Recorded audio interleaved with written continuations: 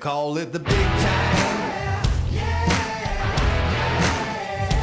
Got your name in lights. Now you're gonna shine. Got them in your sights.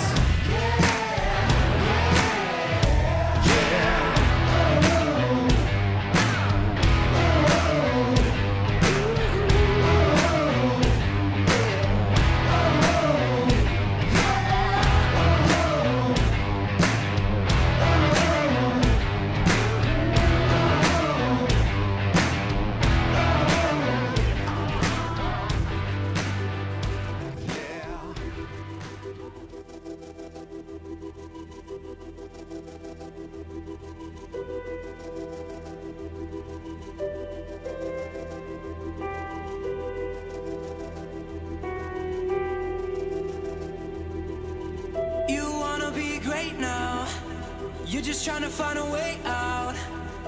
I don't want to tell you how to live, but I just don't want you to miss. And I don't mean to scare you. I want you to live, and I dare you to give this life all you have. Yeah, all you have.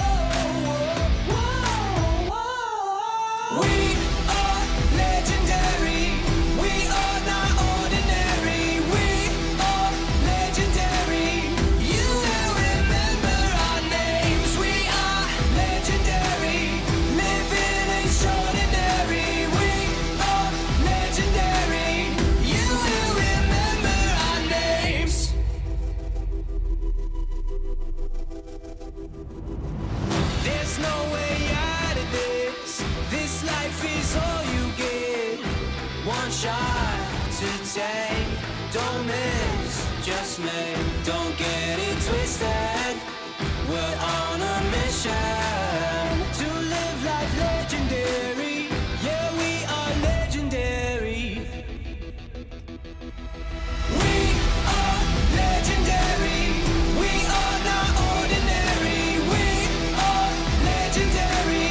You will remember our names. We are legendary. Living extraordinary. We are legendary. You will remember our names. Thin our blood. You're one of us. You're one of us. There's strength in our blood. You're one of us. You're one of us. We are legendary. We are not ordinary. We are legendary. You will remember our names. We are legendary. Living extraordinary. We are legendary. You will remember our names.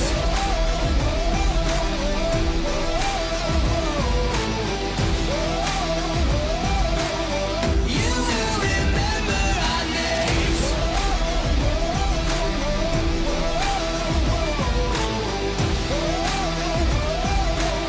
You will remember our names.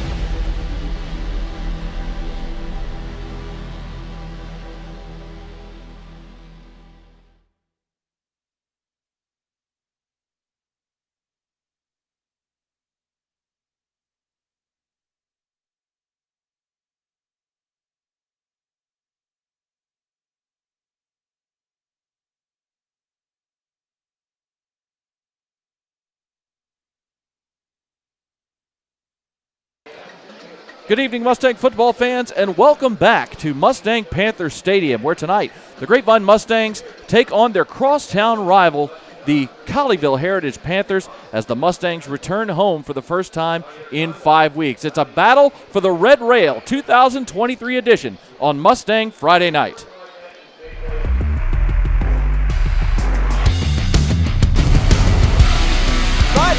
stops for it, and it's into the end zone for the touchdown.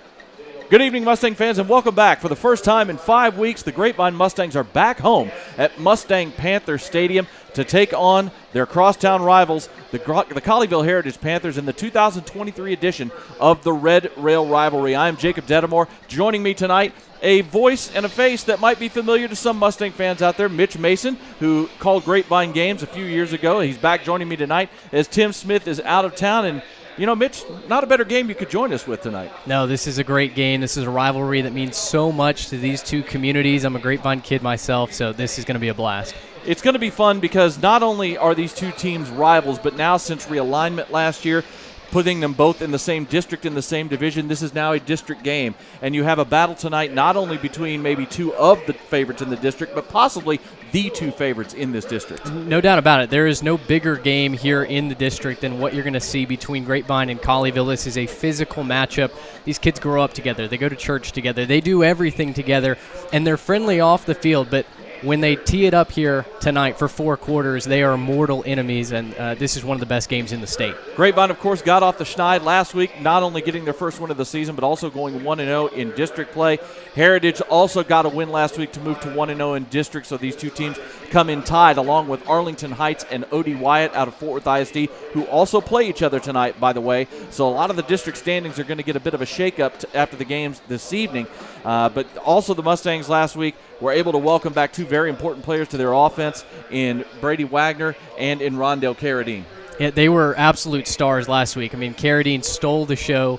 7 touches of the football, 4 touchdowns. That is peak efficiency, and Grapevine's offense hit another level with Carradine touching the football. They're going to need much more of that tonight against a very physical Colleyville defense. And that was one of the things I talked about with Grapevine head coach Bob DeBess. And right now, we're going to take you to my pregame interview with Coach Bob DeBess, brought to you by our friends at AC Pros.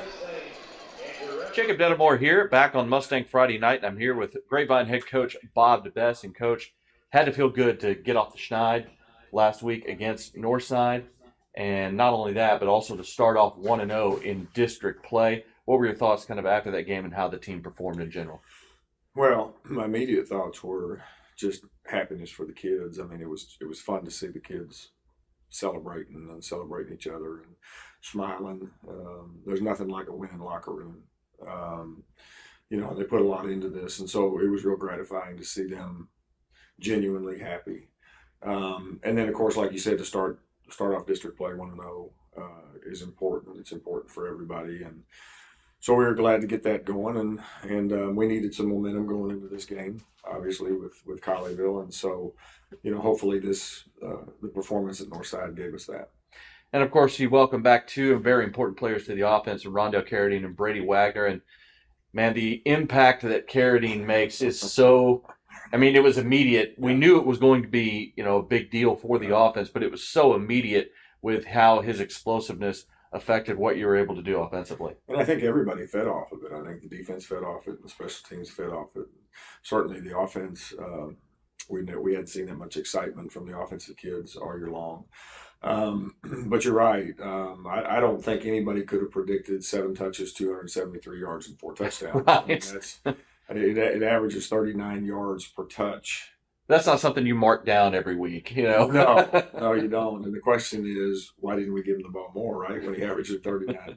But seriously, he did a fantastic job. But he would be the first one to tell you that Brady Wagner blocking out in front, made a big difference. I gotta tell you, Darius Burns and Will Matheny at the receiver position showed unbelievable unselfishness. They blocked their tails off all night long. So yes, it was great to get both of those two back, and certainly they both made a difference. And hopefully that's a sign of things to come as far as the offense is concerned. I don't think you can expect that from Rondell every week, but, of course. At least it's there. The threat is there. Speaking of, you brought up Brady Wagner. What were your thoughts on how he performed in really his first game back as well? He just brings an attitude and the physicality to the offensive unit that really nobody else has had or does have. And that was Brady last year. It was the same thing with Brady last year. It's the same thing this year. And so we missed that element on offense. He's a guy that when he steps into the huddle and says something, people listen because of how he performs. He backs it up. So just having him there as a presence, just as a personality, is big for us. Also, Harrison Hackbarth, your starting quarterback, obviously, is a leader on this team. I know Tim and myself, we thought he looked as good as he's looked all season. Throws were on target, on time. He was making he was being quick and decisive. What were your thoughts on how he looked at on film? I agree, and I think it all had to do with his start. Even though that's not a very long place to pitch the ball to Rondell, the throw was the now throw. It's not a progression throw or anything like that. He started off fast and he started off assertive, with his decisions, like you said. And I think he fed off of, again, the explosiveness too. And all of a sudden, we can do this, if we're on. And so, I thought he did a really nice job of directing the offense and put us in a position to score right before half. Right. Which the way that drive started, where that drive started, you wouldn't really have expected that. Unfortunately, we missed a field goal right before half. But, he did a nice job directing that drive too. So, again, hopefully a springboard into not only this game, but the rest of the year. Obviously, Northside came in with an offense, at least especially from a ground perspective, was very effective. When they threw, they were very efficient at it coming in. And I know the injury to the starting quarterback, Ortega, had a lot to do with how they played on Thursday night. But I thought the defense really did a good job, not only from the get-go trying to shut down what Northside wanted to do, but also adjusting once the quarterback went out. We did. I think our defense has played pretty fast all year long. And I thought they were especially fast the other night. Remember, we did have an extra week, which does help as far as preparation is concerned. So I give the coaches a lot of credit too, because they had those kids prepared. It all starts with stopping the run. And I think we had 327 to their 22. And so as far as our plan to win was concerned, number 2 is control the line of scrimmage. We definitely controlled the line of scrimmage. And anytime you can do that, you've got a good chance to come out on top. Now, obviously, we have the Red Rail Rivalry coming up tonight against Heritage. Grapevine was able to prevail last year for the first time in a few years. They were able to get over on top. When you see this year's version of the Panthers, they've moved a couple of positions. Ulrich has obviously moved from one of their starting wide receivers. He was the backup quarterback last year. Now he's running the offense. That seems to make them actually maybe a little bit more multiple offensively, especially in the run game. Makes him more dangerous for sure. I mean, he's a guy that can beat you with his arm and his legs. Plus, he's an unbelievable competitor. I mean, he's their alpha. I mean, he's a heck of a leader. They are a talented group, particularly at the skill position. They really are. They've got 9 starters back, I think, on offense. And Jerry's done a really nice job of going in there as the defensive coordinator and really coaching those kids up on defense from a technique standpoint. There's not a lot of wasted motion, not a lot of wasted steps, or where they're supposed to be when they're supposed to be there. They keep everything in front of them, so they make you earn what you get offensively. It's hard to drive the ball in offensive football without making a mistake. And then they have people on offense to capitalize if you do. And so it's obviously our biggest test, our biggest test of the year to date. Rivalry game, anything can happen. And we preach to our kids all week long, let's not play the game until it's scheduled. That's 7 o'clock on Friday night. And have fun with it. I mean, especially you seniors, let's enjoy the moment, enjoy the week. We're fortunate to live in a community where we have a rivalry like this. It's a great community. It's a community that gets along, except for when the sports play each other, and that's the way it should be. And friends playing friends a lot of times because obviously these two schools are so close together that, everybody on both teams has friends on the other side. That's right. That's exactly right. Grew up together, played Mustang Panther together. So there's a lot of incentive on both sides, and I just hope for a clean, well fought, classic game, on both teams' part. And knowing Coach Edwards like I do, I know that's what we'll get from Colleyville, and that's what we're going to preach with our kids. All right, Coach. Well, as always, thank you very much for your time. Those are the thoughts of head coach Bob DeBest, brought to us by our friends at AC Pros. We'll be back with more on Mustang Friday Night. Hi, I'm Russ Teeger. And I'm Laura Teeger. We're the proud owners of AC Pros, family-owned and operated business going on 26 years. And here's a little bit of what we do. Hi, I'm Jim Bradley. I'm a comfort specialist here at AC Pros. We are a full-service residential and light commercial HVAC company. We do sales and service for residential HVAC. We also do windows, attic efficiencies, radiant barrier installation, solar fans to make your system last longer. Today we're out here in Keller servicing one of our customers' outside units. This is Joel, our lead tech, taking care of the maintenance today. At AC Pros, we're small enough to care, but big enough to take care of business. Go Mustangs!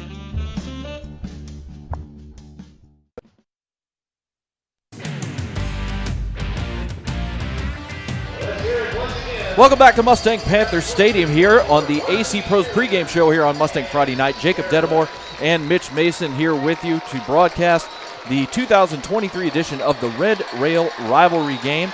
And even though my normal broadcast partner Tim Smith is not with us this week, Tim still did a little work for us before he headed out of town. So we're going to send you right now to this week's edition of Tim's Takes, brought to you by our friends at Lee Lewis Construction. Thank you, Jacob, and welcome back to Mustang Friday Night. I may not be here tonight because I'm in New York, but that doesn't stop Tim's Takes from happening.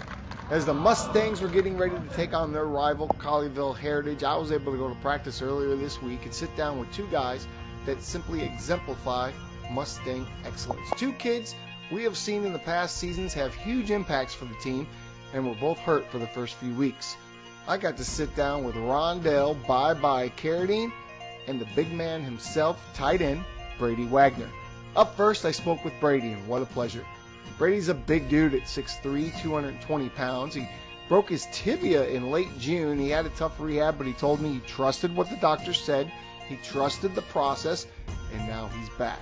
Last week was his first game back, and while he is an all-around tight end with blocking and catching, he told me he likes to get down and dirty with the O-line, and that was apparent last week.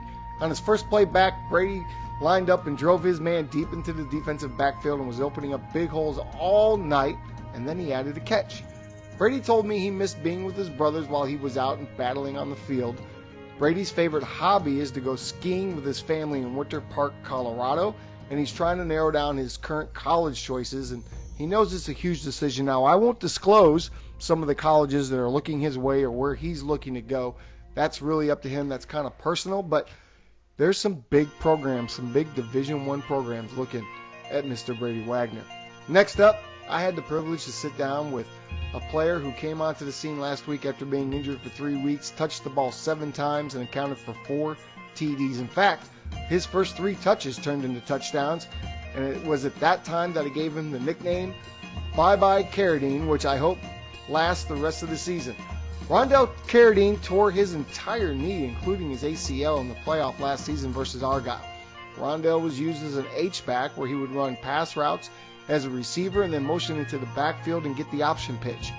Bottom line, get Rondell Carradine the football. He runs a 4.3 40 and may just be the fastest player on the team, maybe in the conference. Sharing time with other stars like Parker Polk, Rondell shined last season. In his first game back, Rondell this year had 127 yards receiving last week on 4 catches. He added another 146 yards on the ground with just 3 carries. See why we call him Bye-Bye Carradine? Rondell's favorite hobby is music. He loves to sit, listen to music, and relax. What did he miss most when he was injured? Being with his brothers was his exact words. Battling at practice and in the games. Rondell plans to run track in college, and I could tell how happy he was to be back playing with his teammates. He just lit up when he talked about his speed. He lit up when he talked about running track. He lit up. Jacob, both great kids, a lot of excitement and passion for their teammates, their school, and their senior seasons. I'm looking forward to watching these two play out the rest of the year. Back to you guys in the booth.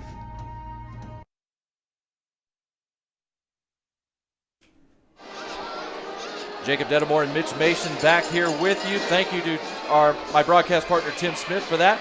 Rondell Carradine and Brady Wagner, obviously a huge, important part of this game tonight for the Mustangs.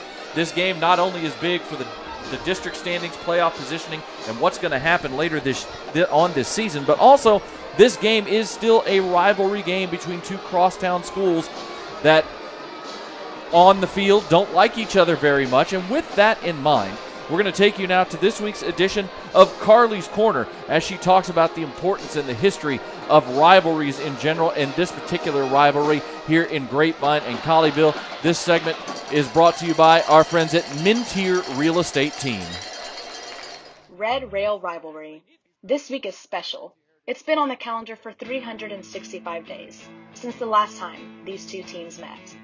Records don't mean a thing because this is the Red Rail Rivalry, the annual battle between the Grapevine Mustangs and Colleyville Heritage Panthers. Both teams play as tough as they will all season because there is more at stake than victory. It's about buddies that grew up together and had to split up after middle school, then going head-to-head in the trenches. In a lot of cases, it's just about the pride of being able to smile differently to your neighbor. To me, it's pretty significant because I'm a Grapevine High School alumni, and I absolutely love Grapevine High School, but I've had two boys at Colleyville, and I have a junior there now. So to me, it represents community and family. One day of the year, we're rivals. The rest of the time, we go to school together, we shop together, we go to church together. So it's a pretty significant thing for the community. That's amazing. Okay, so what does the Red Rail Rivalry mean to you? I mean, for me, it's just a great chance for us to, play our neighbors, and it's just so much passion, and these kids have gone to school together for their whole lives, and this is just the culmination of it. Every year of battling it out and playing against the crosstown rivals, and it's what Friday Night Lights is supposed to be. So it's great. Yeah, I think Red Rail Rivalry is just something that is, if you play football in the state of Texas, this is it. You come out here, you tailgate, you get ready, you eat fajitas or whatever it is, and you get ready for Friday night, man. That stadium is going to be sold out, over 10,500 people. It is sold out. Yeah, 10,500 people. Rail Rivalry means it means these two great communities coming together and families like from both Grapevine and Colleyville having a great week together. And in the backfield, snap is back. They give it to Watkins, and he's going to have that first down, and he breaks free inside the 10, the 5, and he walks it into the corral. Reed Watkins showing power. The senior breaks through 2 or 3 tackles and takes it to the house from 24 yards. One thing is for certain. The Red Rail Rivalry has it all. Excitement, skills, competitiveness at the highest level. And most of all, being able to remember after the game that it is GCISD after all. And regardless of the outcome, Mustangs and Panthers are always united by that common bond.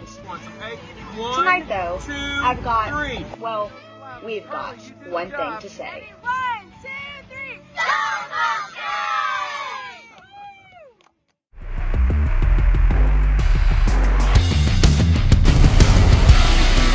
He's going to be stopped short, and it's into the end zone for the touchdown.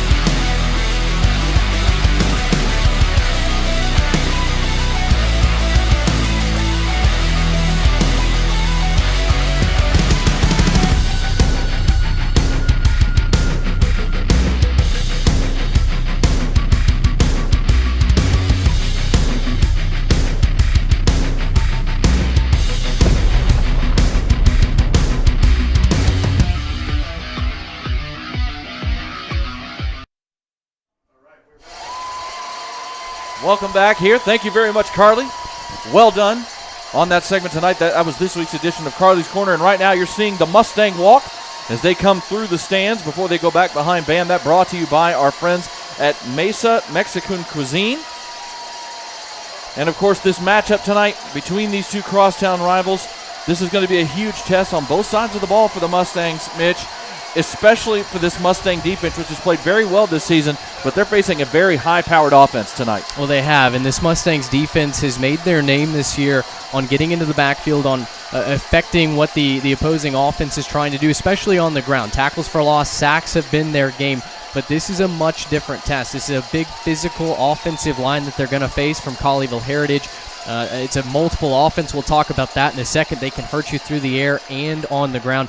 Grapevine's going to have to certainly be on their best behavior tonight if they want to win this rivalry game. Yeah, and defensively it's going to start by trying to contain the starting quarterback for the Heritage Panthers, Luke Ulrich, who has moved from wide receiver to quarterback this year, and he brings a different dimension this year to the offense. He brings a very good athleticism and running ability that allows that run game to be extremely effective because he can get loose with his legs as well as being efficient with his arms. Yeah, he can hurt you both ways. He's got 570 yards passing this season, but he's also the team's leading rusher with over 300 yards and 5 touchdowns on the ground. You mentioned a converted wide receiver from the first couple of years that he's been at this varsity level, so he can hurt you on the ground, and that's something that Grapevine is going to have to keep in mind while also realizing that Colleyville has a number of very talented wide receivers. Oh, 100%. And, that starts with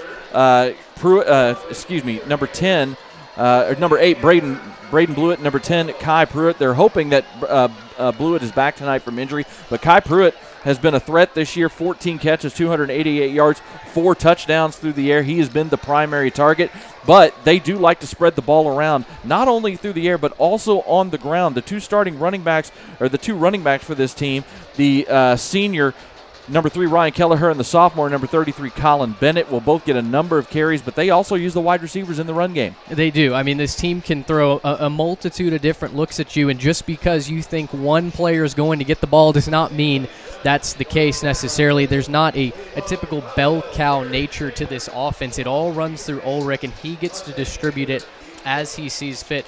Grapevine's linebackers, I think, are going to be tested tonight. They're going to have to be sharp with their reads, and this is going to have to be a team effort if the Mustangs are going to win this. The captains are now on the field, about to go out to midfield for the coin toss. Tonight for Colleyville Heritage, their captains are number 4, Ty Golden.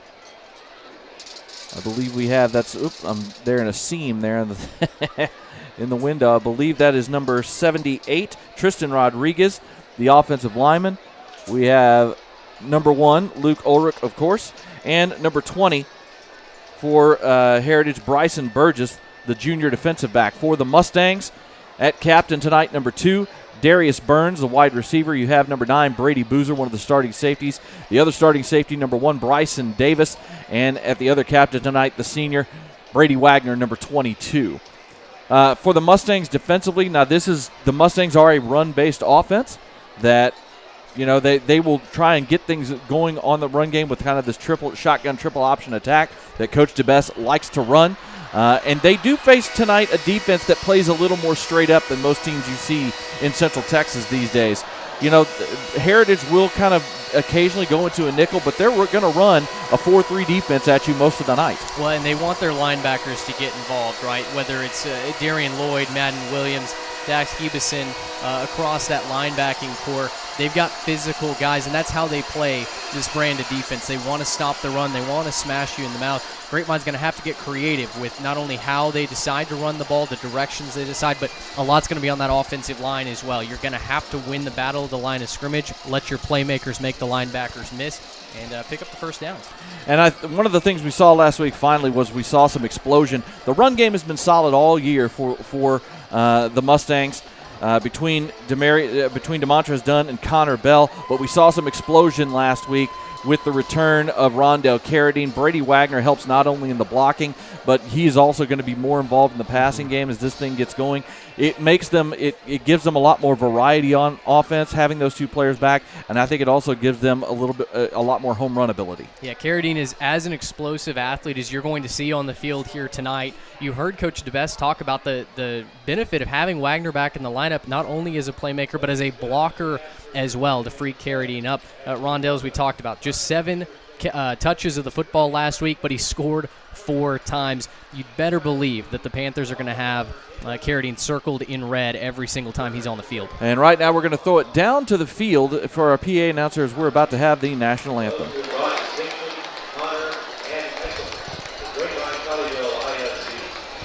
Actually, we're doing a little bit of an introduction here before the anthem, so let's go ahead and give you the starters for that Grapevine offense. Starting at quarterback, obviously number 14, Harrison Hackbarth coming. We're going to go with the offensive line first. My apologies. At left tackle, the senior, number 64, Ryan Knight. Left guard is junior, number 71, Daniel Campos. The sophomore center, number 51, Ethan Rudolph. At right guard, junior, number 70, Bergen Weir. And the sophomore right tackle, number 55, Hunter Caudle, the only returning starter from last season on this offensive line. At the skill positions, at quarterback, Harrison Hackbarth, number 14. Number 4, Demontrez Dunn is one of your running backs. Number 24, Connor Bell, the other running back. Your two primary wide receivers on the outside would be number 10, Will Matheny, and number 2, Darius Burns. Then, of course, you have the explosion players of Brady Wagner and Rondell Carradine. We mentioned it earlier last week in his return. Rondell Carradine, who plays the slot, they'll throw it to him. They'll give it to him out of the backfield. 7 touches of the football last week. 4 of them went for touchdowns as he had a phenomenal return in his return to action from injury.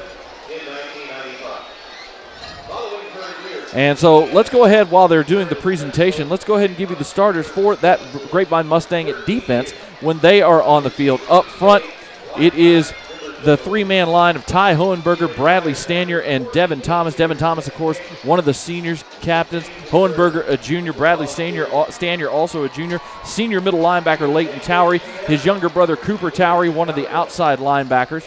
Luke Gormley is one of your other starters at linebacker. Major Hecht, number 6, will play a hybrid safety linebacker spot. Bryson Davis, patrolling center field, is your free safety. Your jack end, who provides a lot of pass rush, the sophomore, number 11, Tatum Evans. And one of your other safeties is number 9, Brady Boozer. And your 2 corners on the outside, who've shown a lot of speed this year, number 8, Ryan Hamilton, who already has a pick 6 this year. And, of course, number 3, Darion Burns, the twin brother of Darius Burns. Those are your starters for the Mustangs on both sides of the ball. As right now we're awaiting the national anthem. We talked about these district standings in 4-5A Division II. This obviously a huge matchup, but there is another matchup going on tonight in Fort Worth ISD between the other 2 1-0 teams in this district, and that is Arlington Heights and O.D. Wyatt. Heights, a very solid football program year in, year out, taking on an O.D. Wyatt club that usually is very athletic. They absolutely are. O.D. Wyatt, they've got Jaworski Lane Jr., who's going to Texas A&M to play baseball. He's coming off a big game last week, a couple of touchdowns to his name in a 52-13 win over Southwest. Arlington Heights is the more physical team, though. They've got a massive offensive line.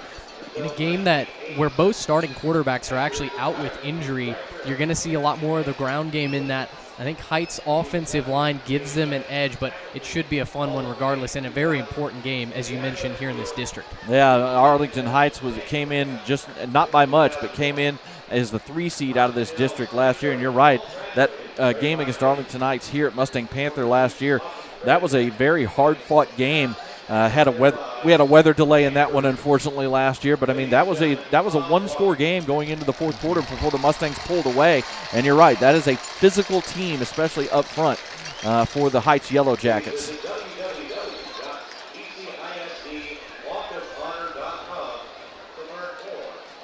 This game's going to be getting going a little later than we anticipated because of whatever it is, the presentation that we have down there tonight. Great crowd that's turned out. Oh, yeah. Official sellout. They were turning people away at the gates. It's going to be an official sellout. I imagine right now the stands are filling in on the other side of the field. I expect Mustang Panther to be rocking and rolling tonight as the sun goes down and you get more of the Panther fans on the other side filling in. But this is going to be a loud crowd. It's going to be very into this game tonight. The Mustangs tonight going with their battle red, all red. Very clean look, actually, from the Mustangs. They went with the all-white last week on the road, their Stormtrooper look, which I'm a fan of. Yeah.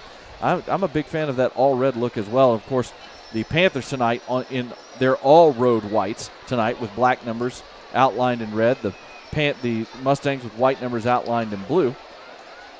And I guess we're going to go out and do the coin toss.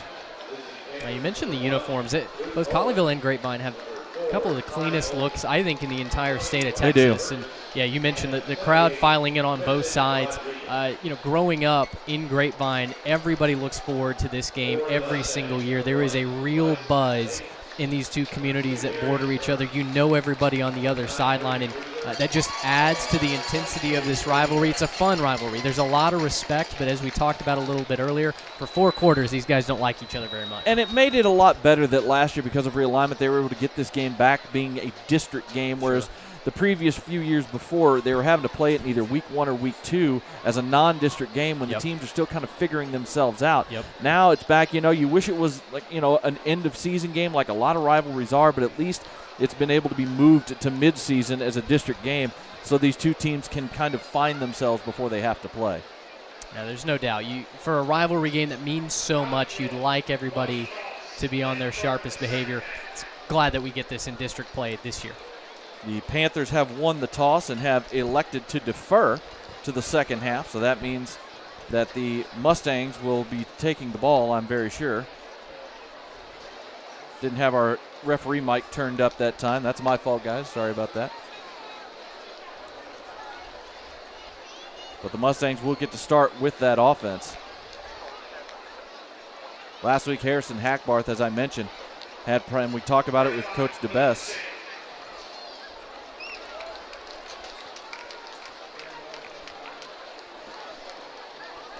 As I talked about with Coach DeBess in the pregame interview, Harrison Hackbarth looked as good as he had looked all season. He was making quick decisions. His throws were on time and on point to his wide receivers. Obviously, thanks to the explosive ability of Rondell Carradine, he threw his first he threw 2 touchdowns last week, 2 of his 3 touchdowns on the season. And now we will take you down to the national anthem.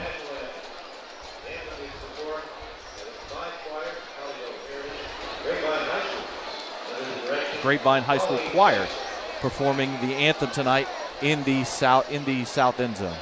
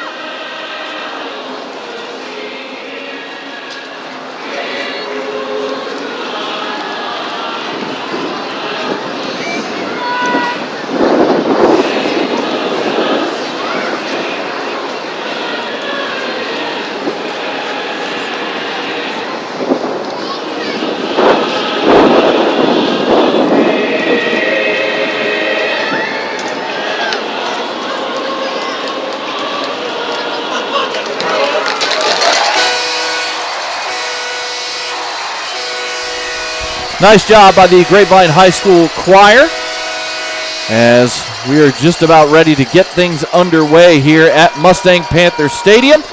Jacob Dedamore and Mitch Mason here with you, and we are happy to bring you this 2023 edition of the Red Rail Rivalry. It's a series that over the last decade and a half really has been controlled by the Heritage Panthers.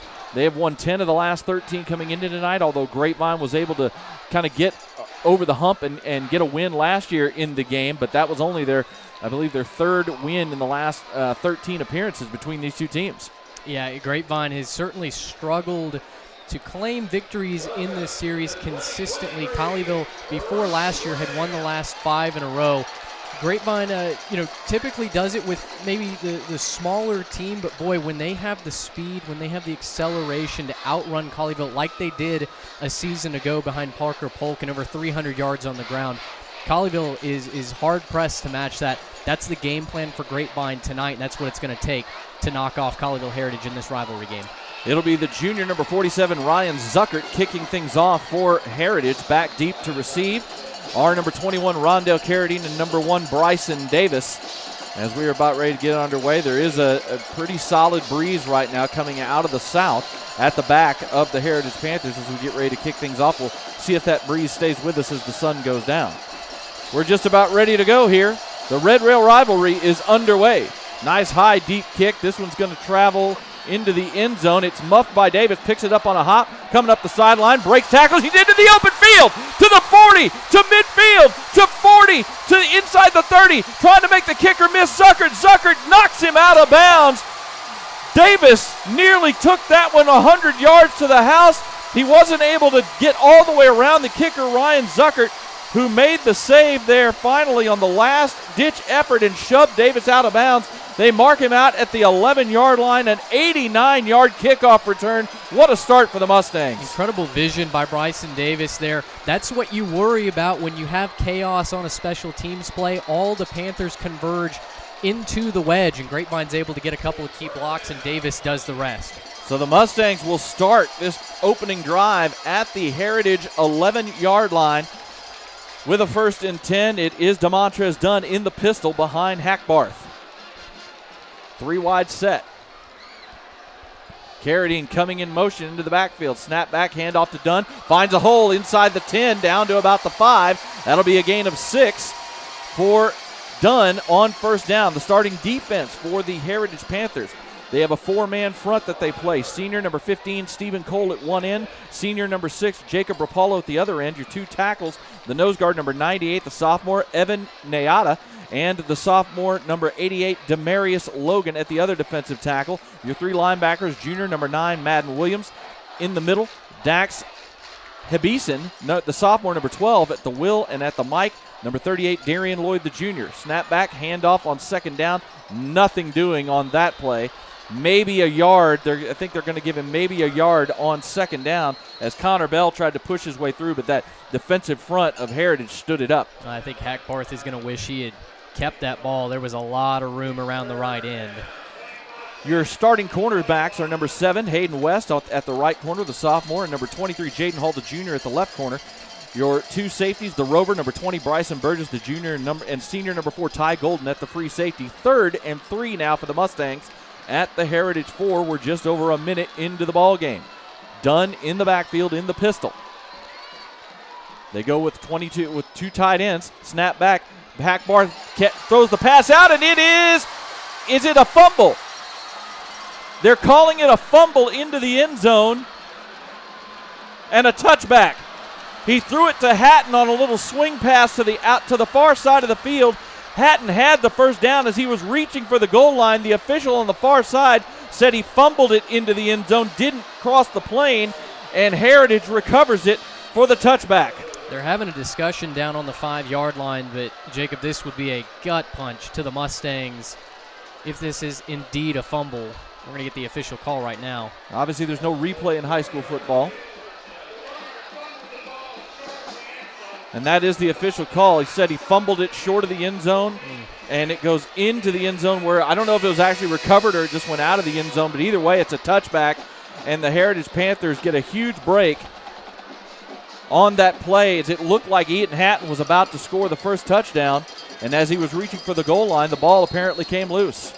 Just a brutal development there for the Mustangs, inches away, and one of the most interesting rules in football strikes here early.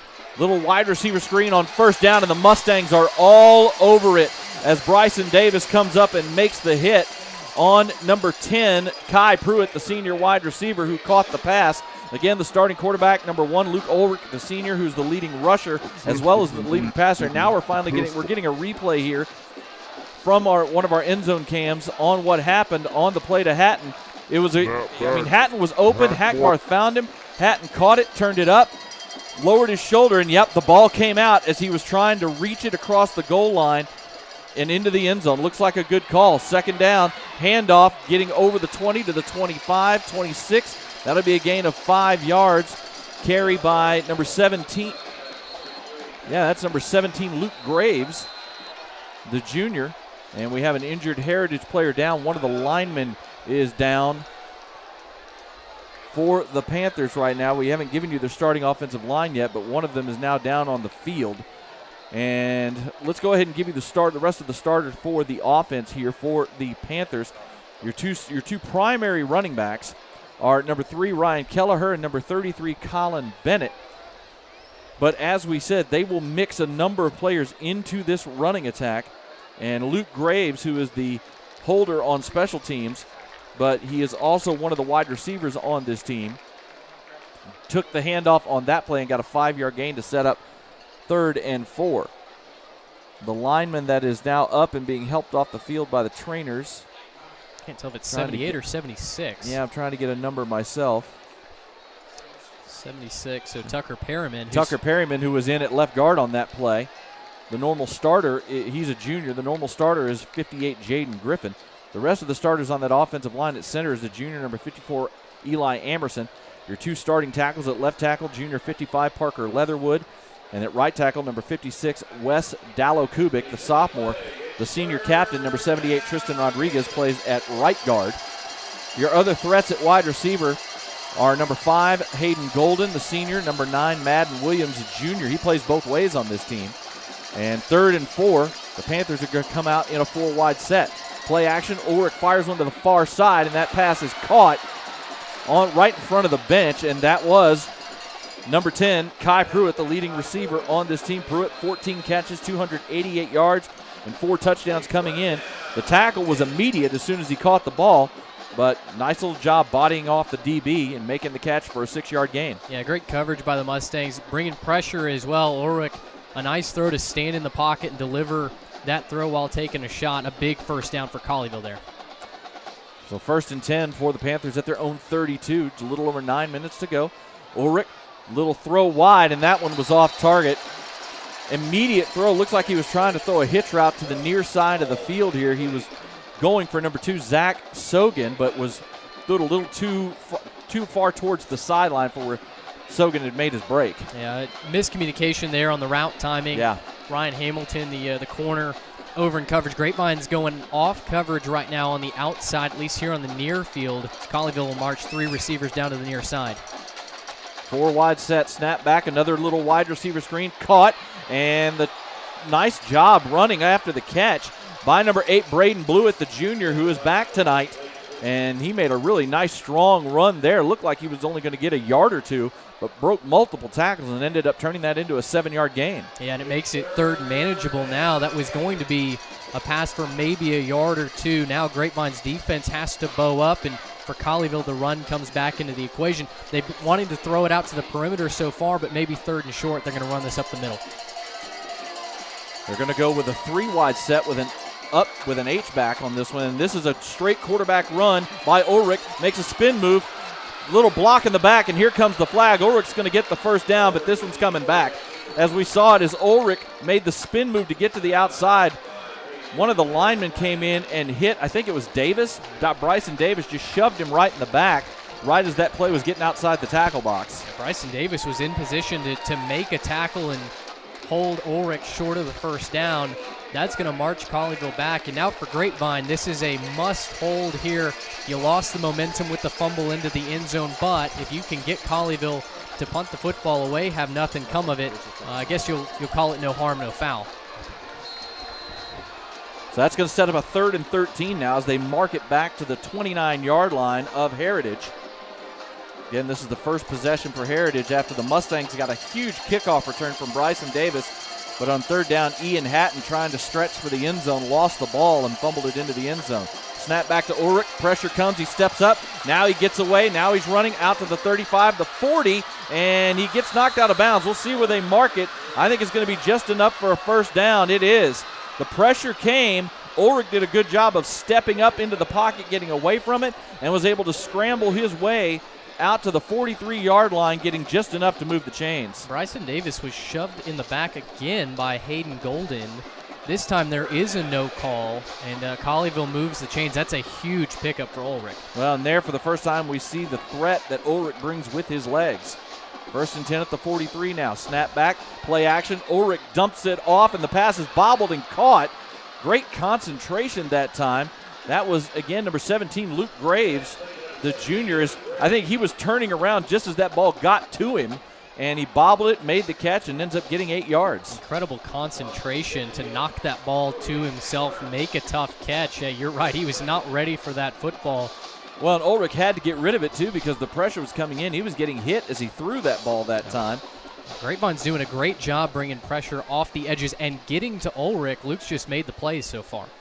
2nd, and we'll call it a short 2 here, just inside Grapevine territory at the 49. Snap back, handoff up the middle, and nothing doing that time. As coming in to make the big stop That was number 99, Devin Thomas, who came in and wrapped up Ryan Kelleher right at the line of scrimmage for no gain.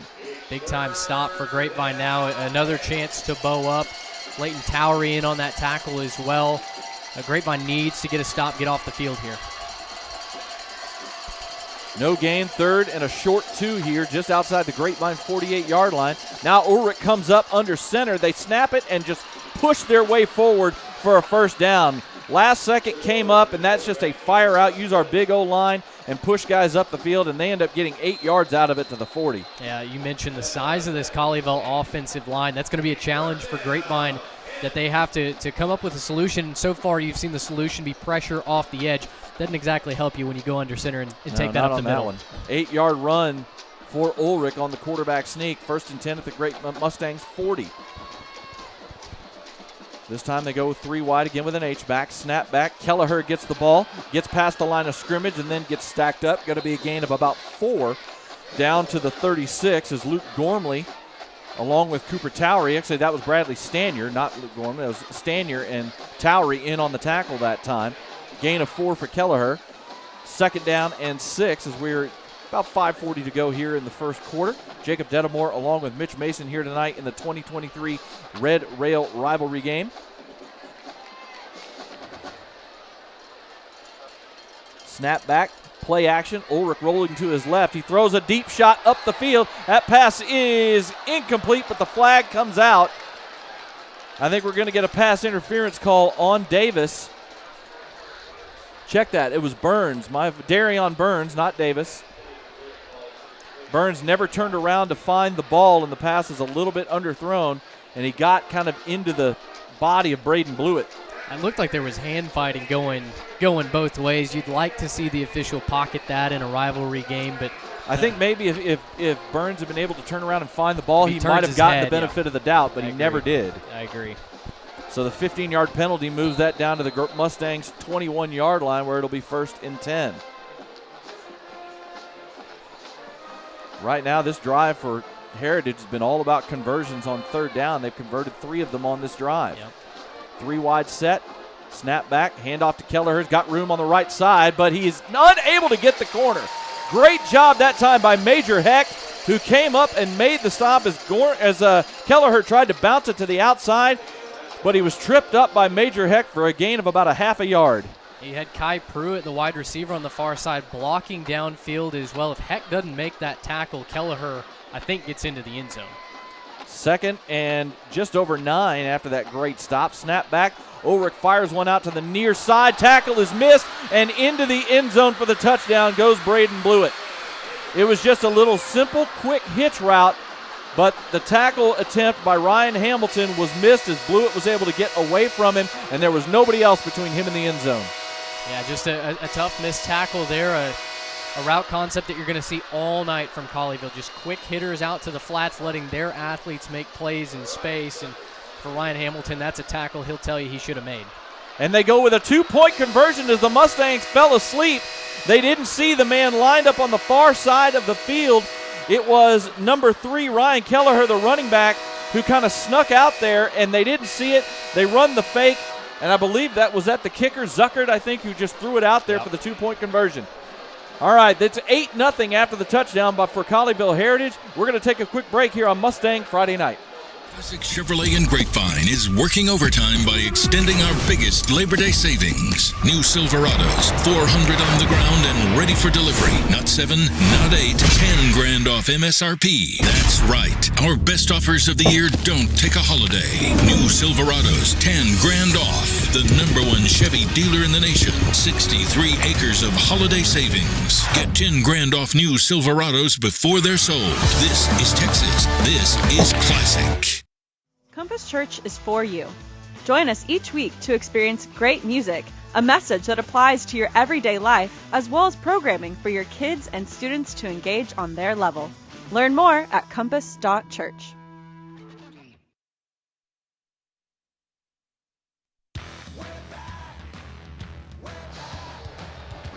So the Panthers go 80 yards for a touchdown on their first possession of the game. The final 20 yards of it on a nice catch and run by number 8, Braden Blewett. where he broke a tackle, and then they get the 2-point conversion as the Mustangs didn't see the man lined up on the wide side of the field. Kickoff picked up on a bounce and hit immediately is Carradine. He got blasted. He was thinking that one might bounce out of bounds, and when it didn't, he had to catch it on a hop. And by that time, the coverage had gotten to him, and he gets tackled at the 11. What a hit laid by Colin Bennett, the sophomore running back. For Grapevine, you're trying to get your crowd into this, take Colleyville's out, and unfortunately, the last couple of plays have done the opposite. This is a big drive for Grapevine. You get down to the 1-yard line, you turn the football over, but the offense did look like they had a chance to move it. Backed up in the shadow of your own goal line now, you've got to move the chains at least, get some yardage here, and give your defense room to work. 1st and 10 for the Mustangs at their own 11. They're going to come out with a trips formation to the near side of the field with Dunn in the backfield. Now Carradine comes in motion. Snap back, hand off to Dunn. Finds some room up the middle, pushing the pile forward. Going to get about 4 yards out to the 15 to set up 2nd and 6. And as we talk about, if you are just now joining us, the Mustangs had an 89-yard kickoff return from Bryson Davis to the Heritage 11. But on 3rd down and 4 from the 5-yard line, Ian Hatton caught the ball out in the far side flat. As he turned upfield, he had the first down, was trying to lunge for the end zone, and the ball came out. That last tackle made by number 4, Ty Golden. 2nd and 6 now for the Mustangs at the 15. Snap back, handoff again to Dunn, trying to get the corner on the far side. Turns it, gets a little bit of yardage as Golden comes up and makes another great hit from his free safety position. They're going to mark him down at the 17 to set up a 3rd and about 4. Golden forced that fumble on the first drive as well. He's been flying around all over the field tonight. 3rd and medium here. Grapevine has a chance to move this. They've been getting a push up front with their offensive line. Daniel Campos has done a great job. I wonder if they run behind him here. 3rd and 4 now for the Mustangs. Just outside their own 17-yard line. 3.5 minutes to go in the first quarter. Pistol formation with two backs in the backfield. Bell and Dunn both in there. Snap back. It is a handoff to Bell. He drives forward. It's going to be close. It looks like he's going to be maybe just short. They're going to mark him down just across the 20. Bell tried to go over left guard that time and just try to push the pile forward. A little bit of a misdirection play as they handed it to Bell on kind of a backside counter, and he just couldn't quite get enough for the first. Great play design, but an even better stop from Colleyville, and Grapevine, I think, smartly is going to punt the football away here. It's just too early to go for it in 4th and 1 on your own 20-yard line. Trust your defense. Your defense played a heck of a first series. A penalty, a couple of key plays from Colleyville led to that score, but your defense you should have some confidence in. Hayden Rhodes back to punt this one, standing at his own 6. Snap back, straight up kick, no rugby this time. Nice high kick. That is going to be caught at the 40, and for some reason no fair catch was made, although it looked like he had a knee down when he caught it. I believe that was number 20, Bryson Burgess, on the catch. Colby Eckert on the tackle that time, and it almost looked like his knee was down right as he caught it, even though he didn't fair catch it. It kind of did. That's why Colby actually pulled up a little bit. He was looking over to the official going, hey, I thought he was down, as he tried to run away, because you don't want to be over-aggressive, hit him, don't want to get and the then penalty. Get a penalty. Yeah. Exactly. Still, good punt from Rhodes, 40 yards on the punt, and the Panthers take over at their own 40 this first quarter, brought to you by our friends at Stacy Furniture and Design. This time they're going to come out, the Panthers again, shotgun snap, handoff up the middle, and room right up the gut, across midfield. Nice run that time by the sophomore. That's number 33, Colin Bennett, with his first carry of the night. And he found a hole and accelerated right through it for a gain of 12 to the Mustang 48. One heck of a combination block on the left side of the offensive line for Colleyville. You had Luke Graves crack down, take out the middle linebacker as well, and open up a hole for the Panthers to run through. 1st and 10 now in Mustang territory. Just under 2 minutes to go here in the first quarter. Snap back to Ulrich. Fires a quick pass right over the middle. Caught and immediately tackles as the helmet comes off of Bryson Davis as he was making the tackle that time. Pass caught that time by number 5, Hayden Golden, the junior. Just again, these are not. There's no real trickeration coming up really with this Heritage offense. They're just throwing little quick hitters, bubble screens, little quick hitches, to their wide receivers trying to get their guys in open space. Exactly. They're going to let their athletes move the chains, and then like we saw at the end of that first drive, then as you creep up, bring your safeties down, Ulrich will throw it over the top. Gain of 4, snap back, handoff, coming over the left side, room to run, and inside the 35, another really good run. You see Colin Bennett being the sophomore, obviously behind the senior Kelleher, but Bennett has a burst to him that Kelleher doesn't have. Kelleher had probably more of the power runner. Sure. Bennett more the speed runner. As soon as he found a gap, he accelerated right into it for a gain of about 12 yards. And again, the H-back who actually just walked out, Luke Graves, he's done such a tremendous job leading the way for Bennett that allows Colin to get that burst into the second level. 1st and 10 at the Mustang 34 as the Panthers are on the move again, under a minute to go. Ulrich fires one deep over the middle and just out of the reach of number 5, Hayden Golden, the senior wide receiver.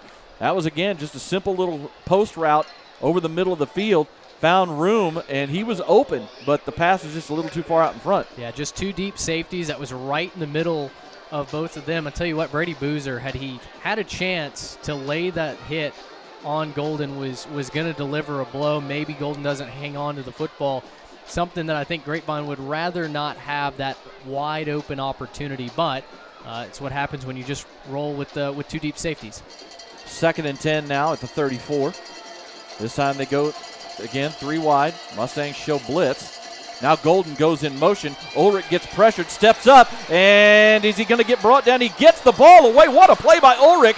A nice tackle on the far side by Towery to limit the game. Cooper Towery, the younger of the two. But what a play by Ulrich to not only somehow avoid the sack, but get the ball away to the sophomore running back, Bennett. Jacob, Devin Thomas is not happy. He had his large jersey stretched to an extra large there. He had Ulrich in his hands and got yanked backwards by an offensive line. No call.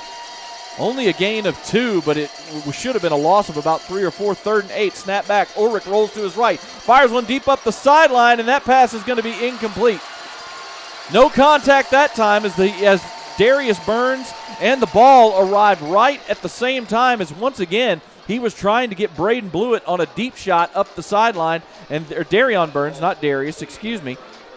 And that time, even though Burns didn't find the ball, he had the good timing on defense, and check that was not Blewett, that was number 10 Kai Pruitt, wide receiver. But now it looks like Heritage is going to go ahead and go for this.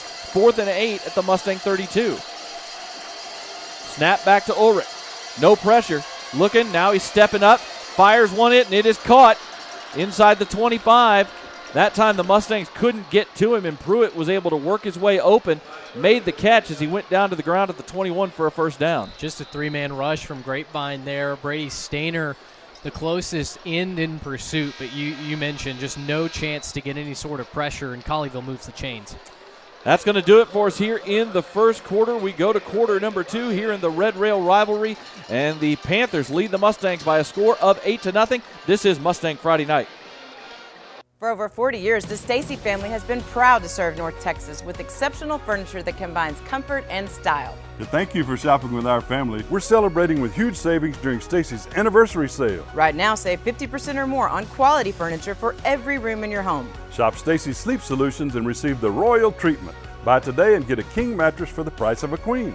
It's all on sale during Stacy's anniversary celebration. Remember, when you're shopping at Stacy's, you're shopping with family. And you're not burning money.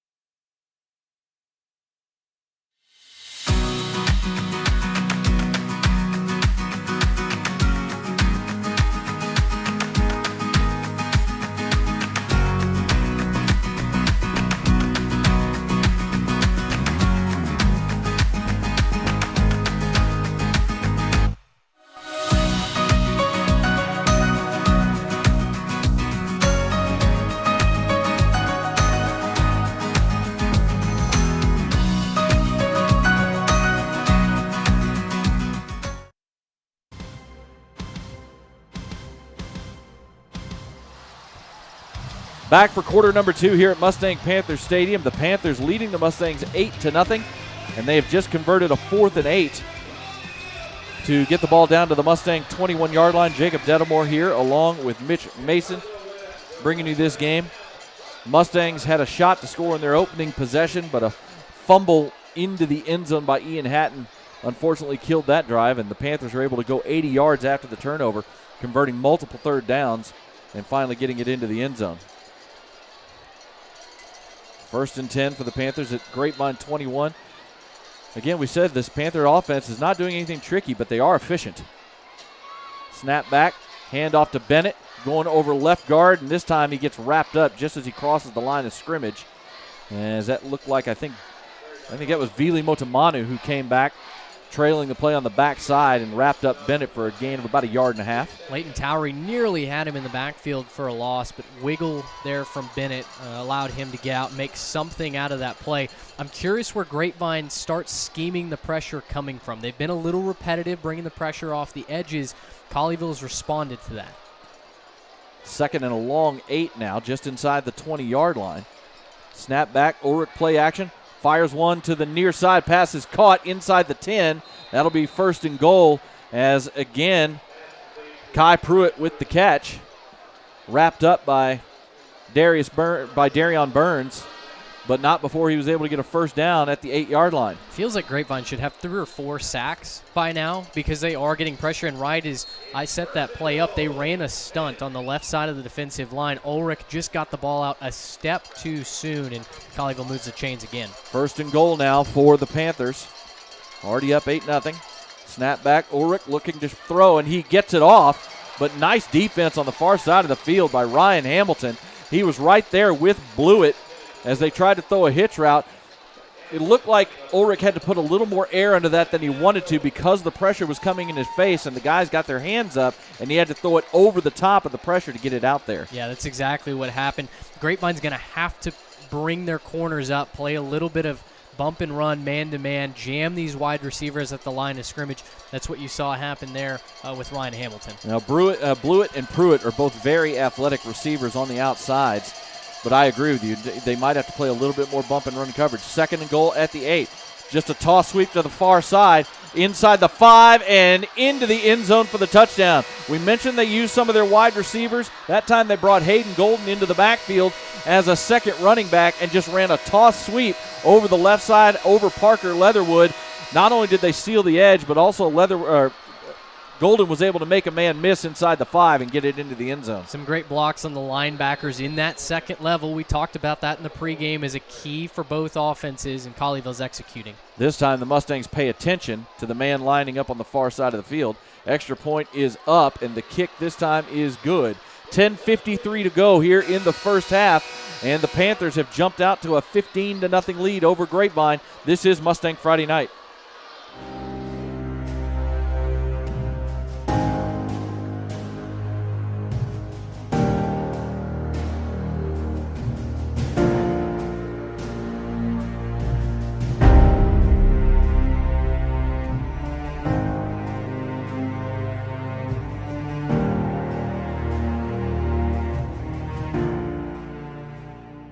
There's a time and a place for everything. As you'll see, projections for the next quarter are... He shoots, he scores! 2 points for team middle management. The office is not one of them. Jack, can I see you in my office? No pouting, it's your ball. Let's see what you got. But Whirly Ball is.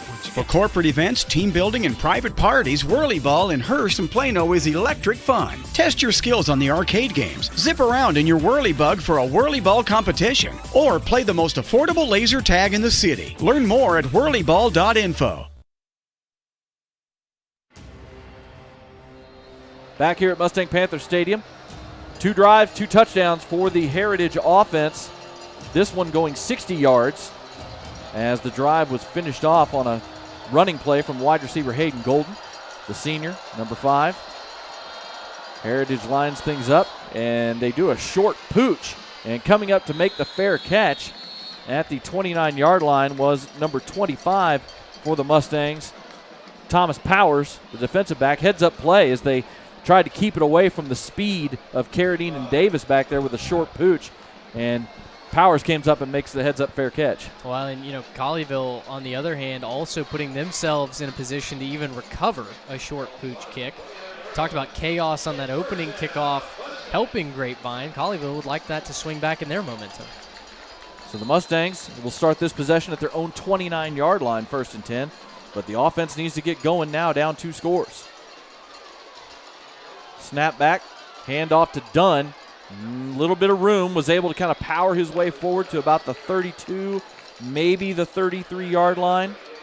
Let's see if they're going to mark him just short of the 33. That tackle made by Demarius Logan, the sophomore, number 88. Jacob, the first time Hackbarth keeps one of these balls, I think he's going to run for a long time. He might. Colleyville's not respecting his ability to run.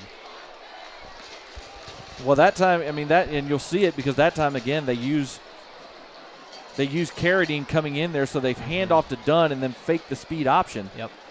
Now the Mustangs come out with a bunch formation and trips on the near side of the field. 2nd down, hand off, Dunn, trying to find room, breaks a tackle. He's going to get the 1st down. It's going to be up near the 40-yard line. Nice job. Again, they draw the defense's eyes to the bunch formation and then run a little counter play behind it, and Dunn gets the yardage needed to move the chains. Great job by the offensive line blocking as well. Got just one job to clear the path for your running back on those kind of plays, especially on a counter play to hold off the backside, and that's exactly what the Mustangs are able to get done to move the chains. 7-yard gain out to the 39-yard line. This time the Mustangs, as Ian Hatton checks in, they're going to come out with two tight ends. 2 wide receivers on the far side.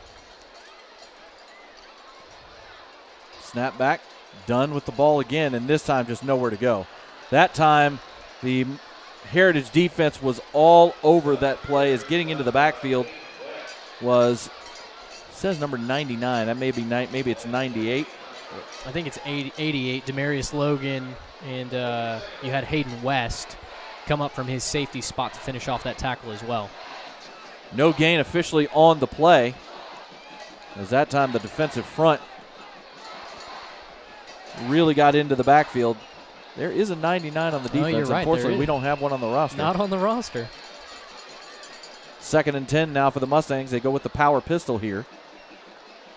Snap back, speed option, pitch out to Dunn. Makes a man miss. Going to get out past the 40 to 43. Great open field tackle that time by number 20, Bryson Burgess, the Rover, who came up and just dragged Demontrez Dunn down by his waist. Gain of 4, though, sets up 3rd and 6. These Colleyville defensive backs have done an excellent job of tackling in the open field. It's limited what could have been several big plays for this Grapevine offense. Jacob, tackling has been one of the things that Colleyville has done better than Grapevine here tonight. It shows on the scoreboard. 3rd and 6 now for the Mustangs at their own 43. Just over 8 minutes to go here in the first half. Grapevine going to spread it out with a 4-wide set. Snap back to Hackbarth, and he fires one out. Pass near side is incomplete. They were trying to hit Carradine, but that throw came in a little bit low. The pressure got in as Hackbarth got hit right as he threw. It looked like number 6, Jacob Rapolo, who made the hit in the backfield. Yeah, it was a screen concept for Grapevine, so they're letting the defenders walk through the line of scrimmage, but unfortunately, I don't know if Hackbarth got a grip on that football. It looked like he was struggling to find the laces and threw that one a little too low for Carradine to make the catch. So the Mustang offense will have to punt again as Hayden Rhodes comes on. He drops the snap, but picks it up and gets the punt away, end over end. Gets a nice roll, though, as that thing is kicking inside the 20. Still rolling, and looks like it's going to die about the 15-yard line. So ends up being a solid kick for Rhodes that time of about 42 yards. As the Mustangs defense comes back out onto the field now. Incumbent upon them to get a stop now. This second quarter brought to you by our friends at Compass Church. So far, this Heritage offense has been very efficient, moving it with both the run and the pass. Ulrich, his athleticism, we haven't really seen him run much outside of just trying to escape the pressure, but he has been able to do that a couple of times here in this game so far. Well, and they've been so good at converting 3rd downs, right? Yes. I mean, that's been the difference for Colleyville offensively. 1st and 10 at the 15. Hand off to Kelleher, and he breaks a tackle right at the line and then kind of pushes his way forward for a gain of about 2. Leighton Towery, as he was being blocked, kind of got one arm around his waist and couldn't quite drag him down, but the rest of the defense rallied and stopped him for a gain of 2. Good job by the Grapevine defense rallying to the football there. Just solid form tackling there. They've got to keep Colleyville to short gains on first and second, give their defense a chance to get off the field on third down. 2nd and 8. Snap back, play action from Ulrich. He steps up and fires one over the top. Had a wide open receiver on the far side of the field. Breaks a tackle. Still in bounds on his feet into Grapevine territory. Down to the 40. What a great run by Blewett, number 8. Braden Blewett got behind as Ulrich started to scramble. I think the defense kind of came up to him and left him standing, and Ulrich just lobbed it over the top. Then Blewett was able to somehow stay in bounds as he got hit on the sideline and got about an extra 20 yards on that run. Yeah, that's exactly what happened. The defense started to come up to make the tackle, and Ulrich has kept his eyes downfield. You mentioned he hasn't really looked to run today. He's looked to throw the ball to his weapons, and another great job of it there. Great catch and run by Blewett. Ends up being a gain of about 45 yards. Snap back. Looking downfield, and he's got a wide open receiver. It is his running back, Ryan Kelleher, who walks into the end zone for a touchdown as he just leaked out on a wheel route. Nobody went with him, and that was easy money. Nobody bought the play fake for Grapevine, but no one thought to cover Kelleher. He wasn't out of the play, and so often, Jacob, you see wheel routes uncovered. The defense has a breakdown. Someone doesn't know their assignment, and there it goes for a big score. That was definitely a busted coverage that time. Backside wheel route on the half roll to the right. The extra point is up, and it is good. 6:27 to go in the first half. The Panthers are dominating this game early. It is 22-0 Heritage. This is Mustang Friday Night. Living in North Texas provides all of us with an amazing quality of life, including an affordable cost of living, outstanding schools, unbelievable cultural opportunities, and the best sports around. But we also have to put up with severe storms. Hi folks, Champion Sports Radio President and Founder Thomas Lee here to tell you when a hail or windstorm comes through your neighborhood, do what we did and call Greenleaf Roofing. Greenleaf Roofing is a fully insured, locally owned and operated company built on the values of amazing craftsmanship, affordable options, and innovative solutions. And they are proud that those values still stand as a foundation for their business today. And did I mention Greenleaf Roofing has 24-hour emergency service available? It's nice to know Greenleaf Roofing will be there in a hurry if you need them. After the first experience, I became a customer for life and have used them on 3 different homes. But don't just take my word for it. Learn about the Greenleaf Roofing difference yourself by calling them at 972-379-9109 or go online to greenleaf-roofing.com to find out how you can get your free quote. Greenleaf Roofing, the #1 choice for all your roofing needs.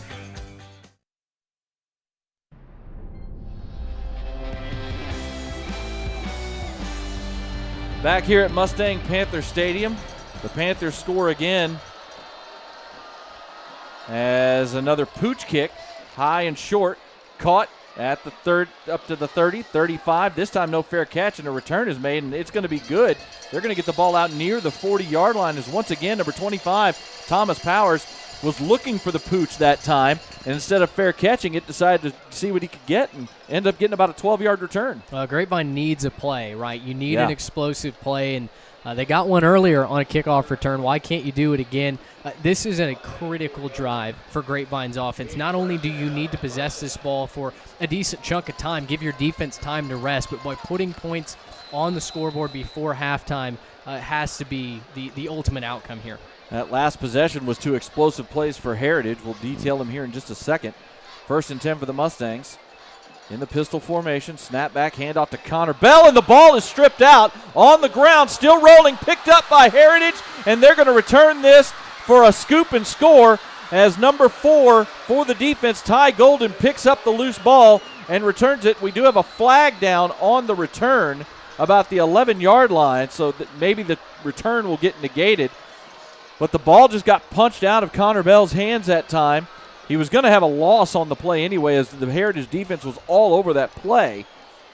But the scoop and score may get negated. We'll see. The referees are conversing right here.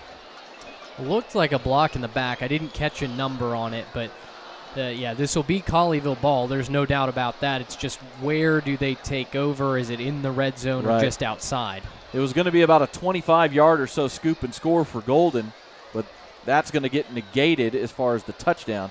That last possession for Heritage, you had the 45-yard catch and run by Blewett on just a great effort, somehow staying in bounds when he got hit on the far sideline, and then the next play, the play action wheel route behind it, and Kelleher was wide open for a 38-yard score. the conference is over. We'll see what the call here is.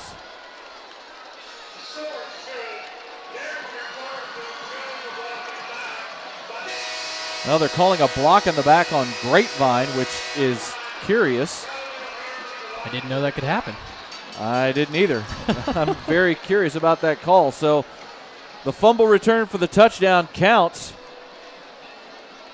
And the Heritage defense already made a number of plays tonight. The second turnover of the ball game, and this one becomes directly into points. And now we're going to have a timeout from the Heritage coaching staff, as I don't think they had everybody on the field. Missing their left guard there. Yeah. Man. It's the only thing that's gone wrong for Colleyville this first half. It looked like, this game started out with such a huge play on the kickoff return from Bryson Davis. It looked to be such a great start, but it's amazing how one play can just kind of turn things around, and it really seems like that fumble into the end zone just completely turned things around, and the Mustangs haven't been able to recover. No, they haven't. They haven't been able to get their offense going, any sort of rhythm that puts Colleyville's defense on the defensive. And like I said right before the fumble, they haven't kept their offense on the field. Colleyville's defense has been very fresh. They've had to basically play 3-4 plays and then get off the field. Grapevine's defense, on the other hand, they are doing yeoman's work right now. And, halftime coming up can't come soon enough, honestly, for Grapevine. That defense has got to be worn out. Yeah, time of possession has been completely dominated by the Panthers here in this first half. Even that first possession didn't take very long because of the kickoff return. Ryan Zuckert on for the extra point.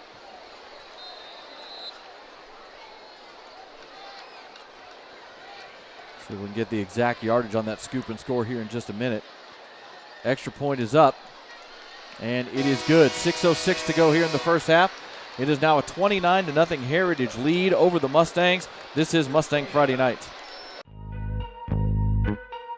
Hey guys, this is Jose with Infinity Solar. Today we're out here in McKinney, Texas. 48 panels, 18.24 kilowatts, which yearly they're gonna get a total production of 20,664 kilowatts. That's more production than they need, so the electrical company will be able to give them credit for some of that energy that they're gonna be saving.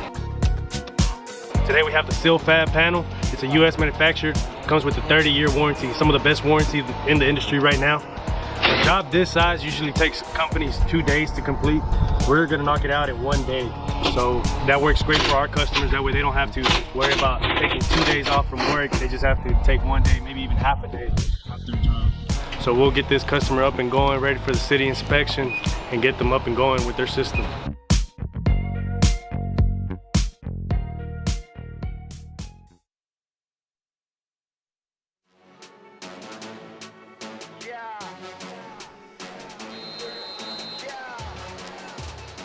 The Heritage defense comes up with their second turnover of the night, and this one turns directly into points as the fumble from Connor Bell was scooped up by number 4 Ty Golden and returned into the end zone for the touchdown. And as you said, at this point, it's just about trying to get something positive going for the Mustangs. This time the kickoff is a deep one, going to be returnable at about the 2-yard line by Davis. Gets up to the 15, gets hit, driving forward, still trying to get yardage, and gets brought down at about the 18-yard line. And is coming in to make the tackle that time was number 33, Colin Bennett, the sophomore running back.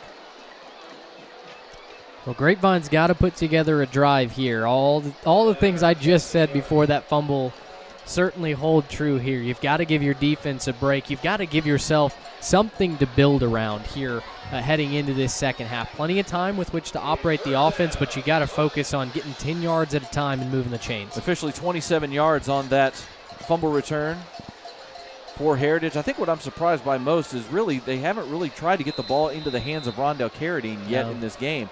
They tried to hit him on the one pass earlier, but he's been basically used as a decoy so far. 2 backs in with Hackbarth. It's speed option time. That pitch is behind Carradine. He's going to get a couple of yards. It was played well, though, defensively by the Heritage Panthers, as right there to make the tackle was number 20, Bryson Burgess, the Rover. They went speed option finally that time. The pitch, unfortunately, was a little bit off target. Carradine was able to corral it, but it basically that meant he didn't have a chance to make a move on the defender. Well, and Hackbarth couldn't have known this. He doesn't have eyes in the back of his head, but I think he had beaten the defender. I don't know if he was going to be dragged down. If he keeps that ball, there's a whole lot of green grass. Handoff up the middle on second down. Not much room for Dunn, maybe a yard at most.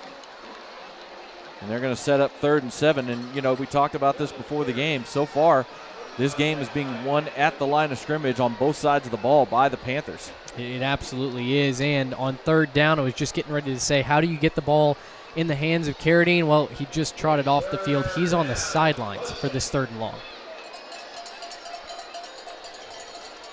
Doesn't look like anything's wrong with him, but he is off the field on this play.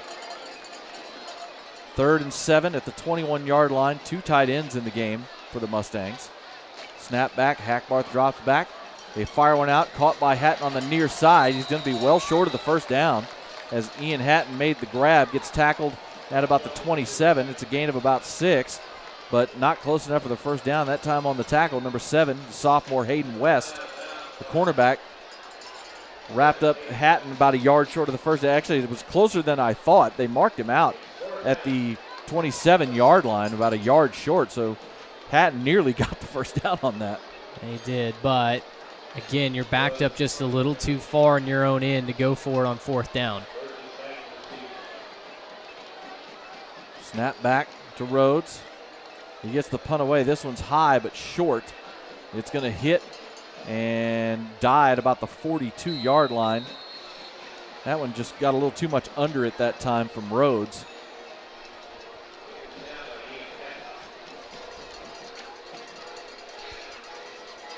And the Mustang defense is now back out onto the field. Only a 35-yard punt that time from Rhodes.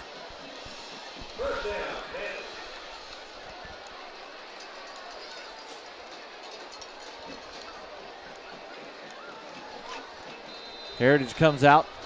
A little over 4.5 minutes to go here in the first half. Jacob Dedamore and Mitch Mason here with you.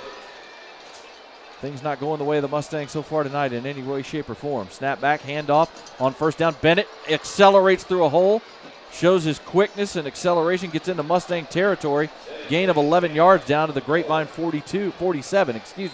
Colleyville already over 250 yards of offense here in this first half. Grapevine, if that number is right, sitting at 19 right now. That tells you the disparity in this game so far. One team's possessed it for the entire ball game, the other has not. 1st and 10 after the 11-yard run from Bennett. He stays in the backfield here for this 1st and 10 at the Mustang 47. Now we're going to get a flag as that time Bennett didn't remember the snap count and started to make a move. So that'll back it up 5 yards to the Panther 48.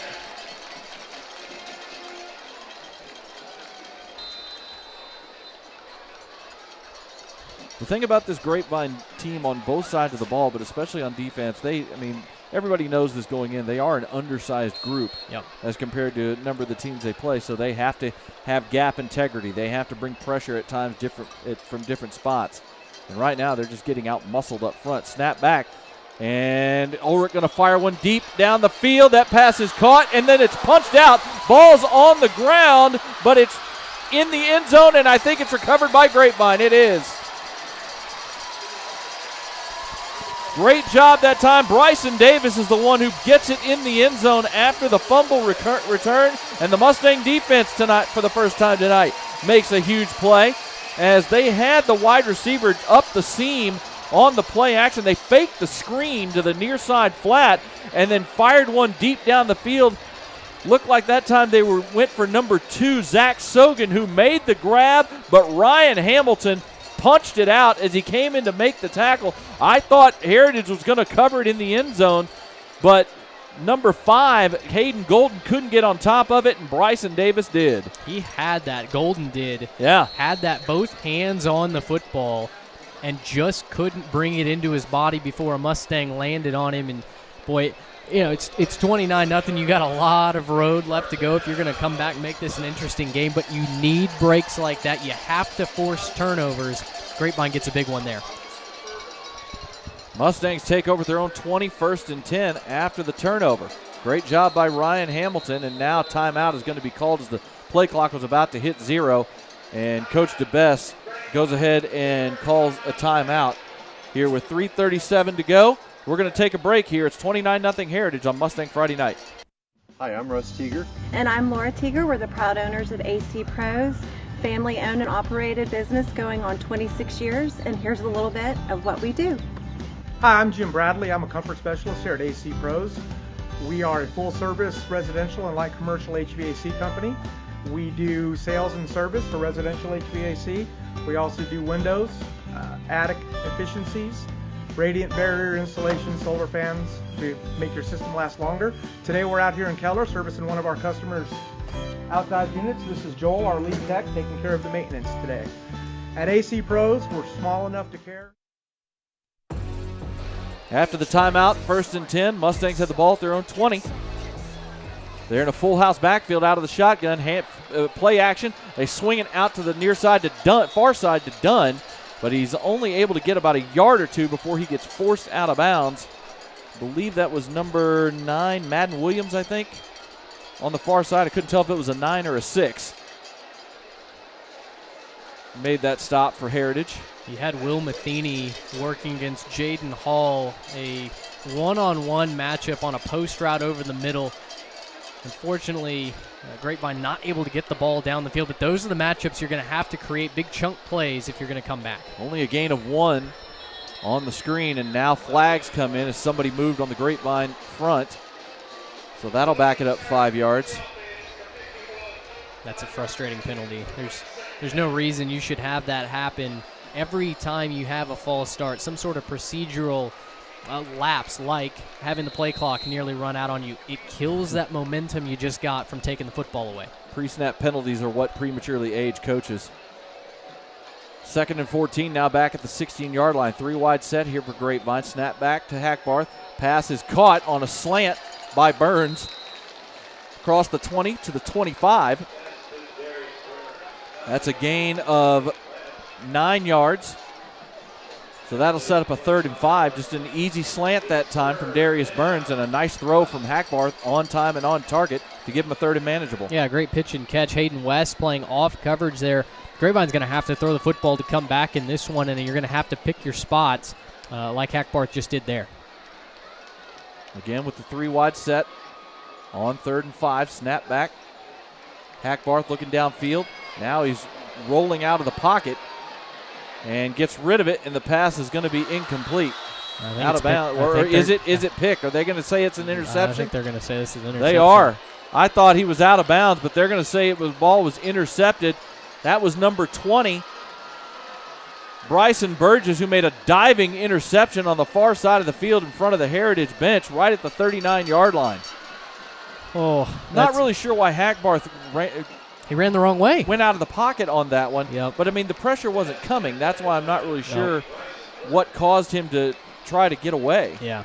Well, what little pressure there was on the right side of that line, and I know obviously that's his dominant arm. That's the side you want to roll to and throw.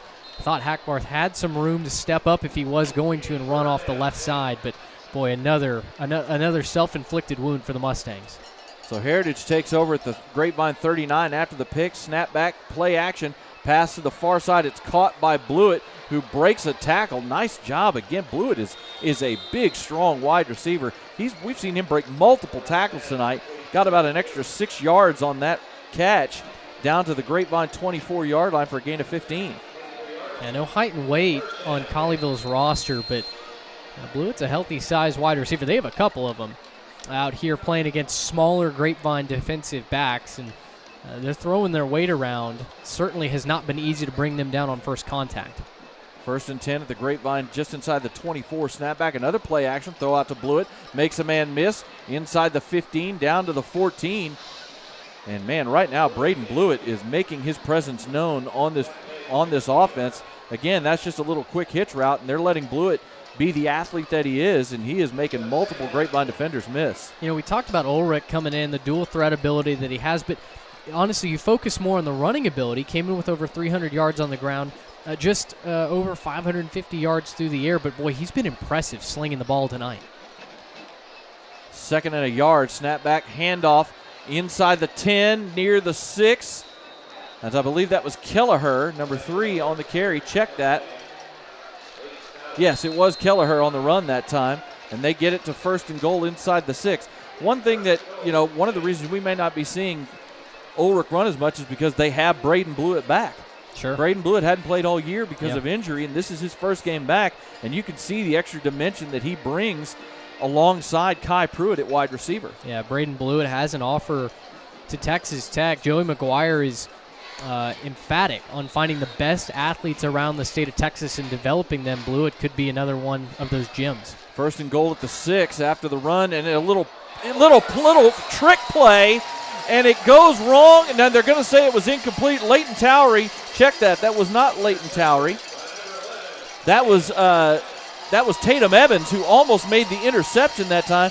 They were trying like a little pop pass, it looked like. That's exactly what they were trying to do. They handed the ball off to number 5, Hayden Golden. He tried to throw a little pop pass, but he got hit as he got hit by Evans as he released the ball, and Leighton Towery almost made an interception.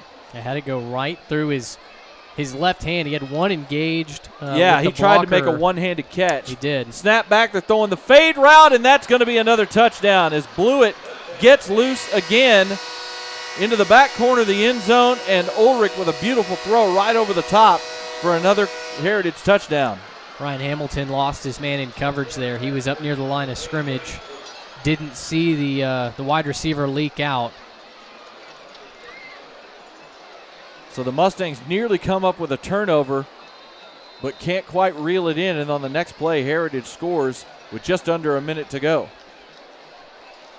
Extra point is up, and it is good. And it is all Heritage Panthers here in this first half.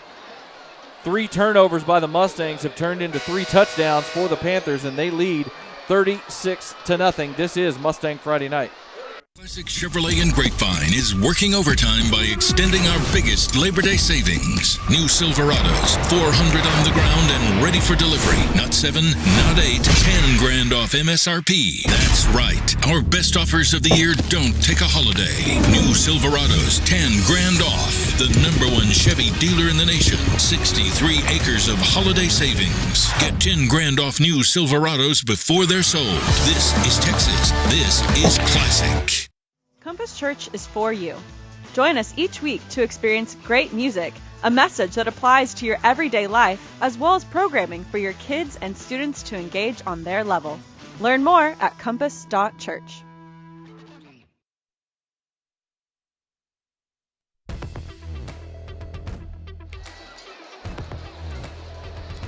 The Panthers put another touchdown on the board, this one on a 6-yard pass from Luke Ulrich to Braden Blewett. And the Panthers have been able to take all 3 Mustang turnovers and turn them into 22 points with 3 touchdowns, and they lead 36-0 with 55 seconds to go here in this first half. Jacob Dedamore and Mitch Mason here with you as Heritage has just dominated this game tonight, really since about the 3rd play of the game. Deep kickoff, returnable at the 5. Burns catches, has got room up the middle, up past the 20, and he's going to get stoned at about the 24. Another good open field tackle. Man, I have been very impressed. We see it on special teams this time, but number 20, Bryson Burgess, is a phenomenal tackler out there in the open field for Heritage. Just a junior defensive back. You're right. He's flown all over the field tonight. You've seen Hayden Golden, Ty Golden make big-time plays. This secondary has been beyond impressive for Colleyville tonight. Yeah, the 2 safeties specifically, you mentioned it, Ty Golden and Bryson Burgess. And apparently we had a little jawing after the play as there was an unsportsmanlike penalty called against Heritage after the play. So add 15 yards onto that 19-yard return from Darius Burns. And that'll move the ball out to the 38-yard line of the Mustangs. 46 seconds to go in the half. The Mustangs do have 2 timeouts to work with here, but they need to see if they can get the ball into open space to some of their playmakers. They're going to come out in a 2-back set here to start things out with both Bell and Dunn on either side of Hackbarth in the shotgun. Snap back, hand off to Bell. Going over the right side, finds a good amount of room. Nice run that time by Bell and good blocking up front. One of the better jobs we've seen tonight by the Grapevine offensive line of getting pushed. And Bell gets a gain of 8 all the way out to the 46. 2 timeouts for the Mustangs left. They've got 30 seconds with that clock rolling right now. Grapevine in no great rush. Yeah, it looks like they're just kind of content to roll this one to the half. I mean, as poorly as this first half has gone for the Mustangs, you don't blame Coach DeBest for wanting to just regroup here. No. 2nd and 2 at the 46. 3 wide set.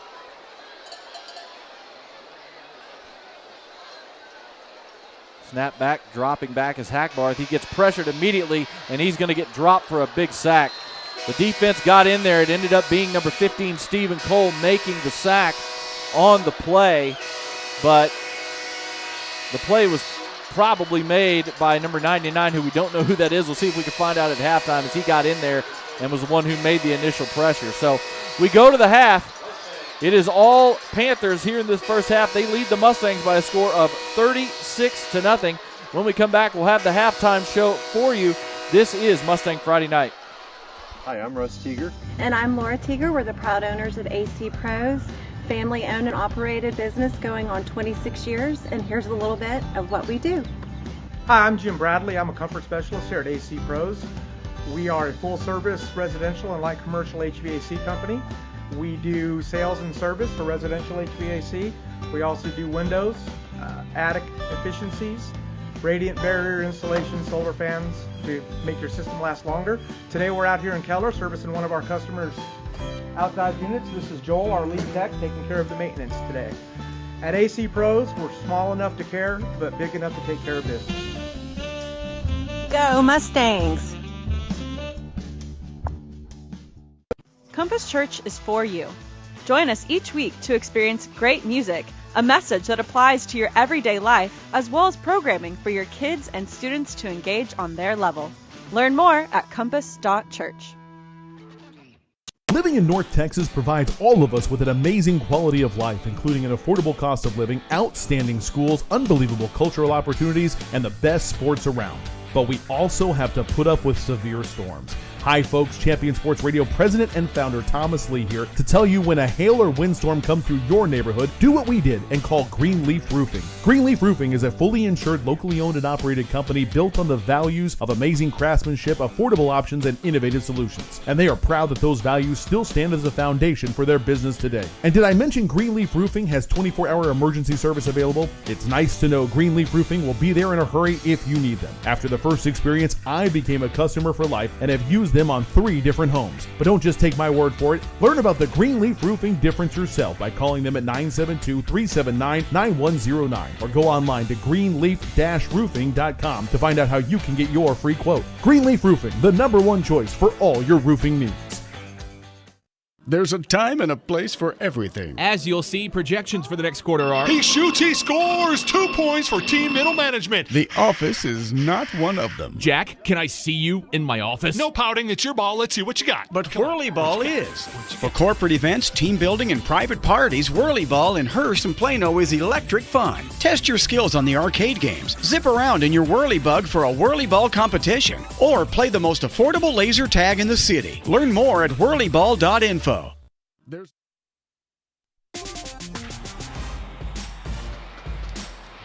Back here at Mustang Panthers Stadium, your halftime score. The halftime brought to you by our friends at Chill. Eat, drink, and dance at Chill here in Grapevine. The Colleyville Heritage Panthers all over the Grapevine Mustangs, 36-0. And right now we're just going to throw it down to the field so you can catch the halftime festivities with both the Colleyville Heritage and the Grapevine Mustang drill team and band.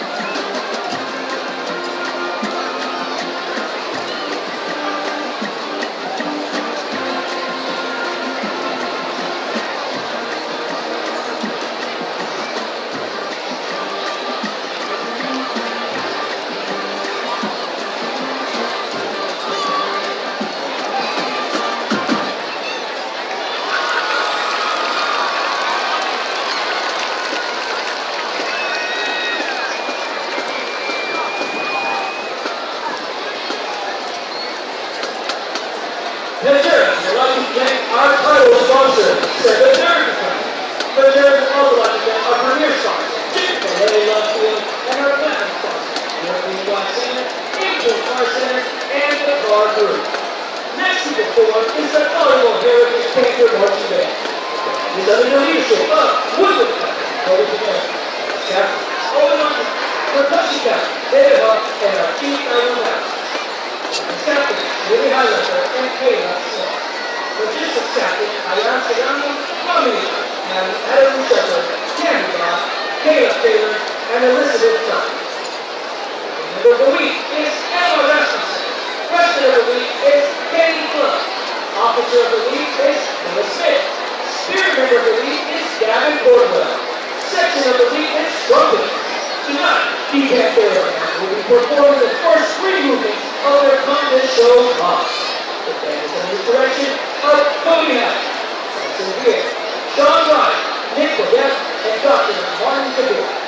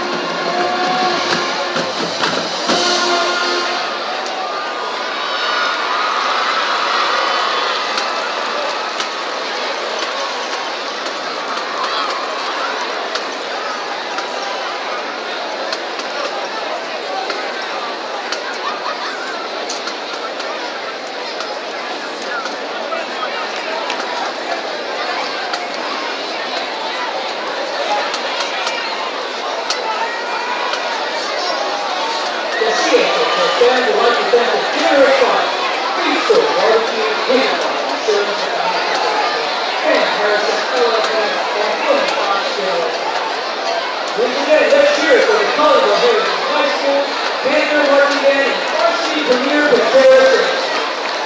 To wish our Panther Marching Band and Fire Dance Star good luck as they compete at Bands of America in Midland, Illinois. And let's go Panthers!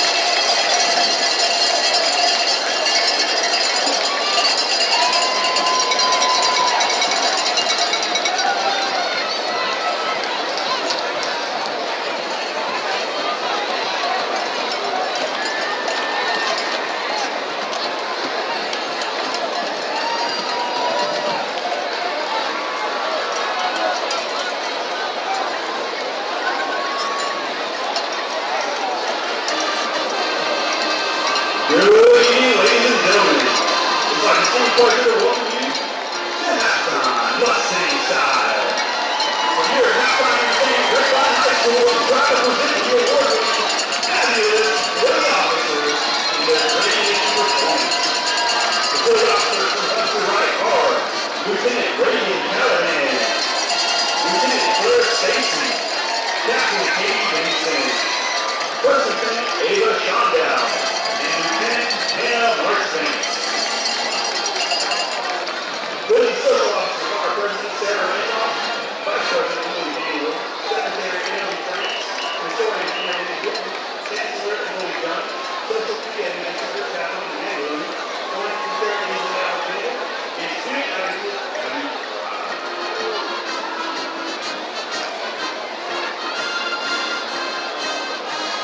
Please welcome to the field the Grapevine fabulous Mustangs team.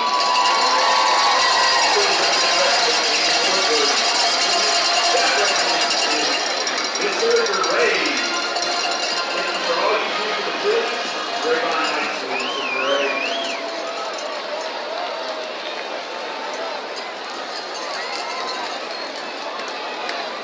This week's Spirit Girl is Lauren Chalmers. Rookie of the week is Gracie Hockey Dots. And our Phillies honor girl is Emily Daniel. The Phillies will be performing Field Jazz and Shake It Off.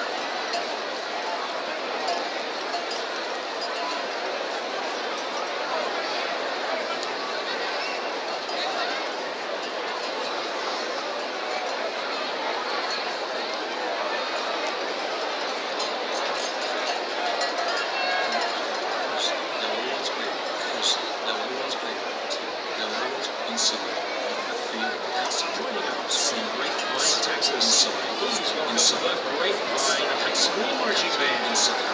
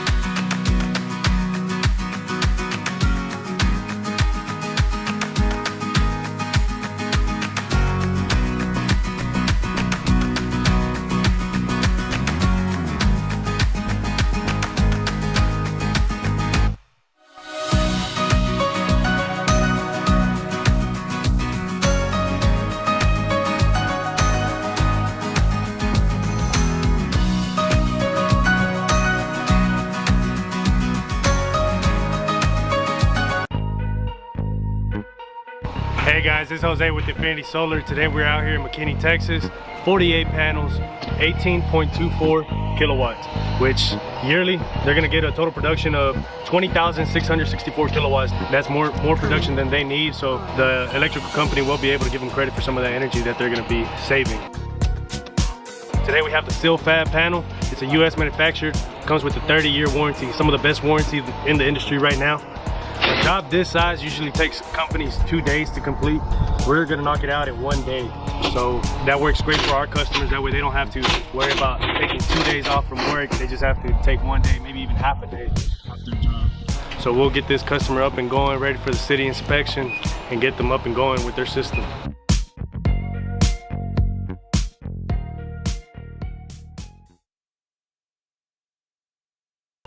For over 40 years, the Stacy family has been proud to serve North Texas with exceptional furniture that combines comfort and style. To thank you for shopping with our family, we're celebrating with huge savings during Stacy's anniversary sale. Right now, save 50% or more on quality furniture for every room in your home. Shop Stacy's Sleep Solutions and receive the royal treatment. Buy today and get a king mattress for the price of a queen.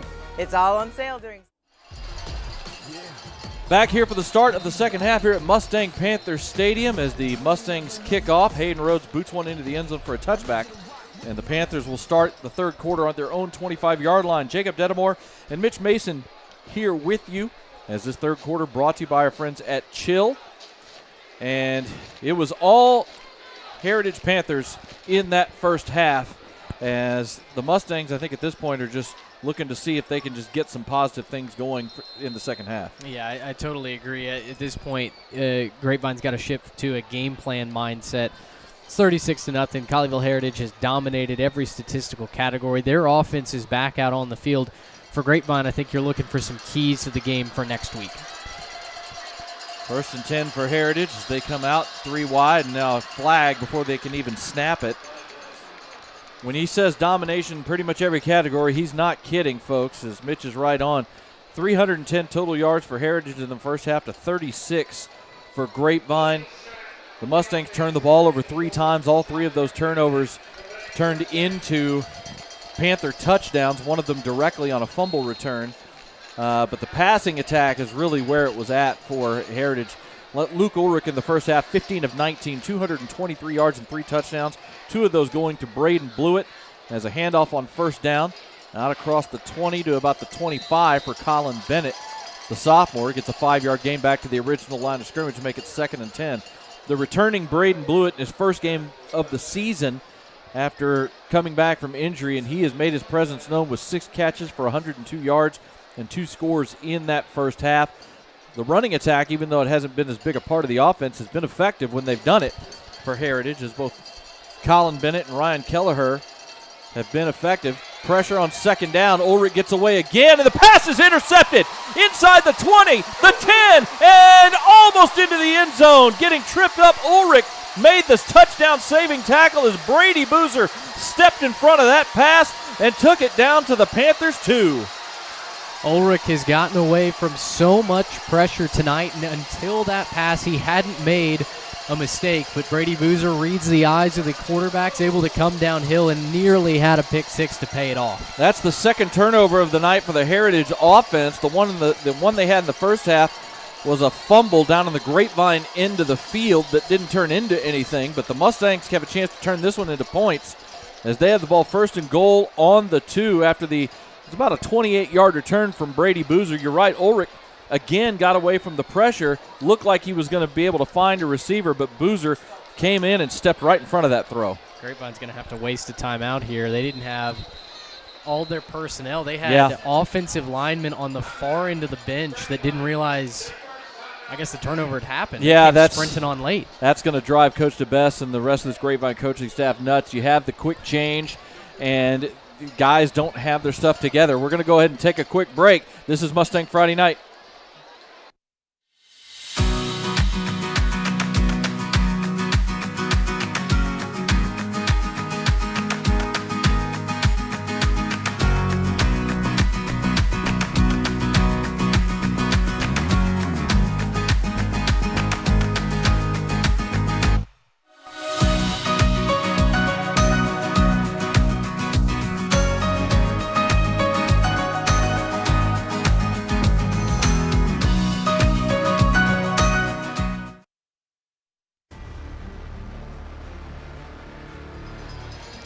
We're back after the timeout as the Mustangs had to use one because, like I said, guys weren't ready to go. But 1st and goal at the 2-yard line.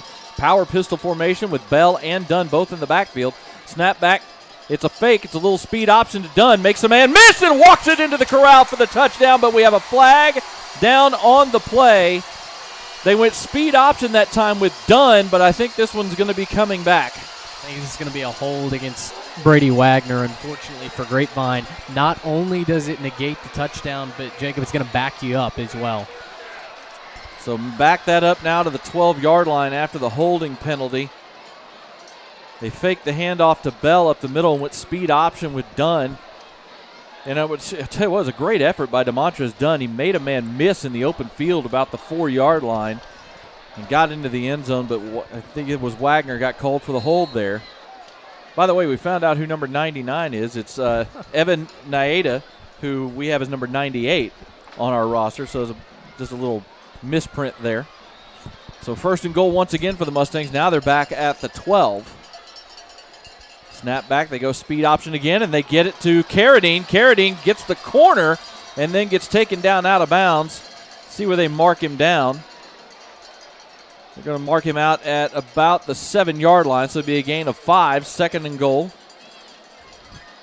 Carradine kind of got tackled awkwardly there as he was near the sideline, and he comes over to the bench. Looks like he's okay. He's just standing there waiting. He's not getting looked at or treated, so looks like he's all right. 5-yard run for Carradine on the speed option. 2nd and goal now at the 7. Dunn in the backfield in the pistol.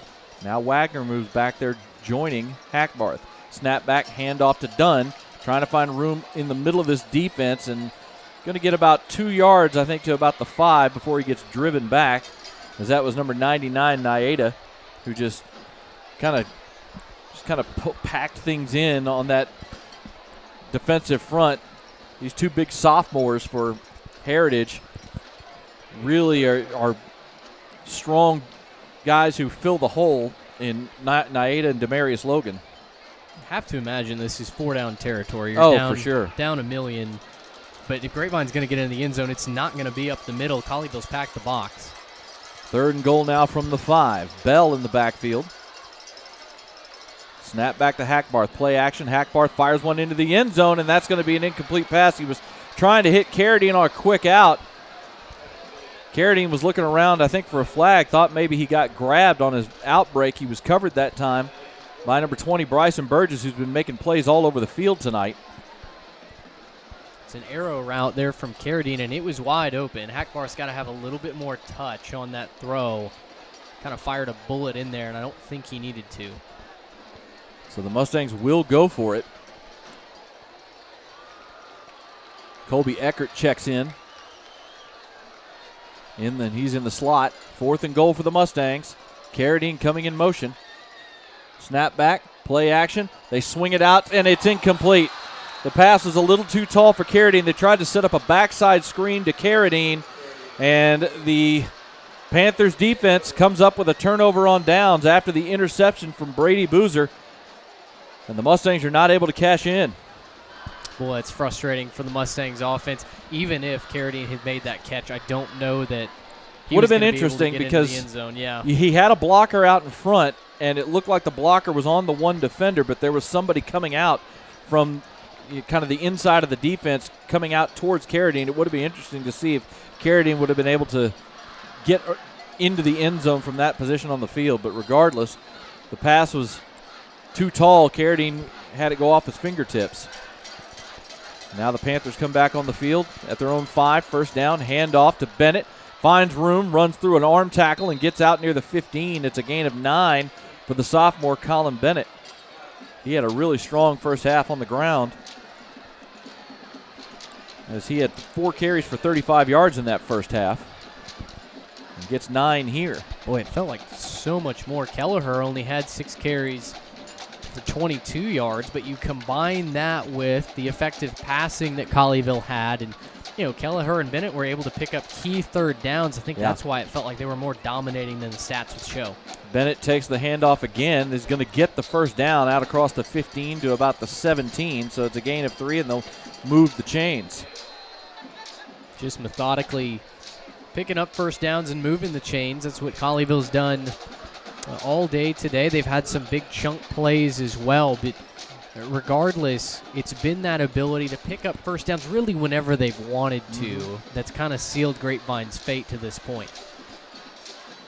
The Mustangs, it's been a case of, in many respects, they've come really close on a number of plays tonight, but just haven't been able to make the play. Bennett gets it again on first down. This time, he gets wrapped up from behind. That was Ty Hohenberger coming in to wrap up Bennett from behind after only about a yard gain, and it looks like Bennett is down on the field. He got hurt on that tackle, the young sophomore, getting brought down by Hohenberger, and now he is going to get attended to by the trainers. 8:56 to go here in the third quarter. The Mustangs trail 36-0. This is Mustang Friday Night. Compass Church is for you.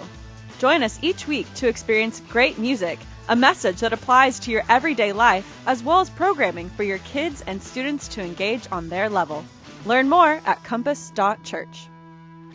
Classic Chevrolet in Grapevine is working overtime by extending our biggest Labor Day savings. New Silverados, 400 on the ground and ready for delivery. Not 7, not 8, 10 grand off MSRP. That's right. Our best offers of the year don't take a holiday. New Silverados, 10 grand off. The #1 Chevy dealer in the nation. 63 acres of holiday savings. Get 10 grand off new Silverados before they're sold. This is Texas. This is classic.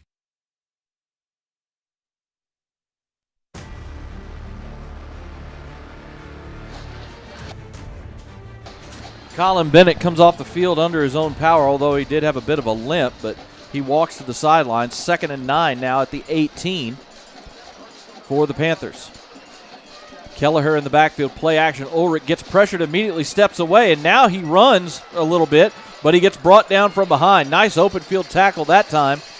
As coming up to make the play was Cooper Towery, number 31. As he dragged down Ulrich from behind, Ulrich was still able to get a few yards out of it, got about 3 to set up a 3rd and 6. Must have for the Grapevine defense. You mentioned before we went to break, Grapevine's had a case of the oh-so-closes tonight. The almosts. They need a big stop here. That was Tatum Evans, I think, who had got the initial pressure coming around the end and flushed Ulrich out of the pocket. 3rd and 6, 4 wide this time. Ulrich drops back, fires one deep. Fade route up the sideline, and that pass is incomplete. Nice coverage that time by Darion Burns. That was an interesting attempt to draw a penalty that time by Kai Pruitt.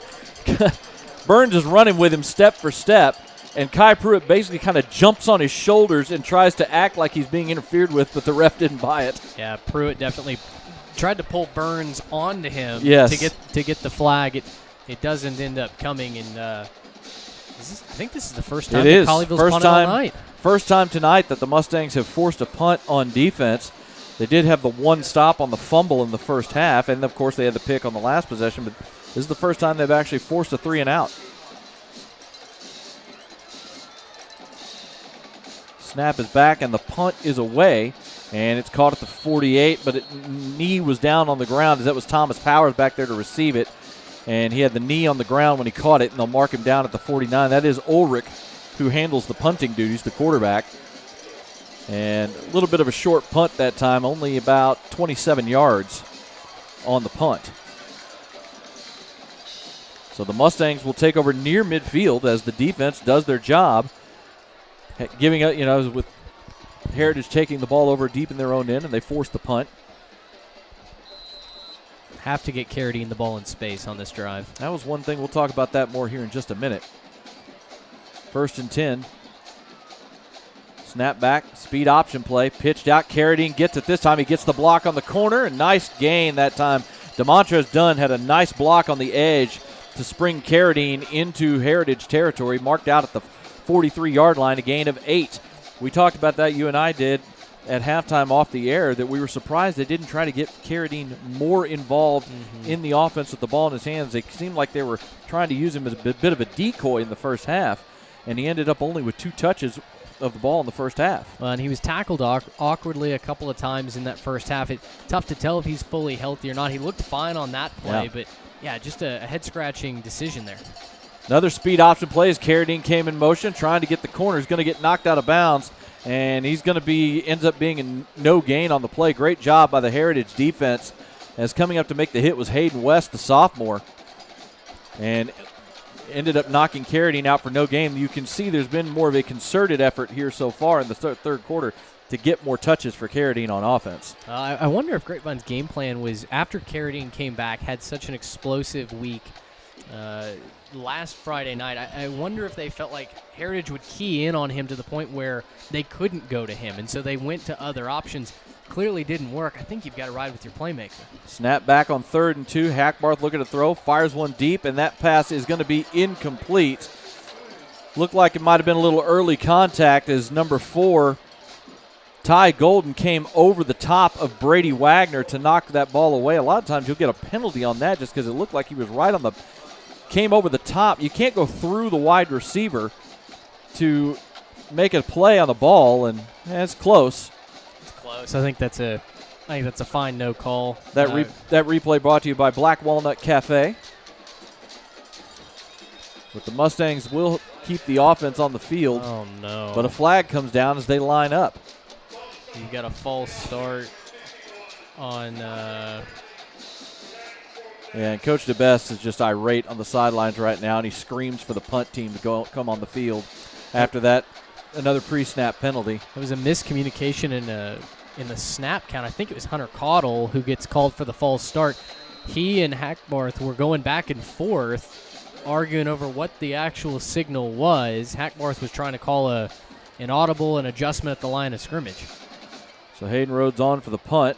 This time he rugby punts it, and the flag comes out, and we're going to get a roughing the punter. It's a great punt by Rhodes. It's going to get killed at the 4, but the defender for Heritage, I think it's number 6, Jacob Rapallo. Yep.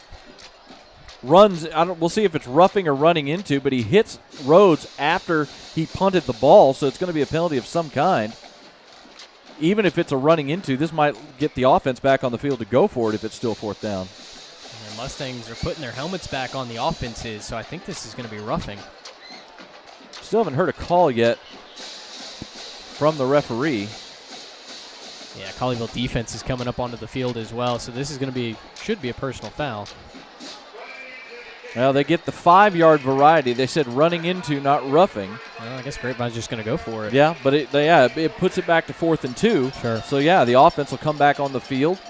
It'll be at the 43-yard line where it was before the false start. So that mistake by Jacob Rapallo at least allows Grapevine the opportunity to go for it here, as Bell is in the backfield with Hackbarth here as they line up for this 4th down attempt.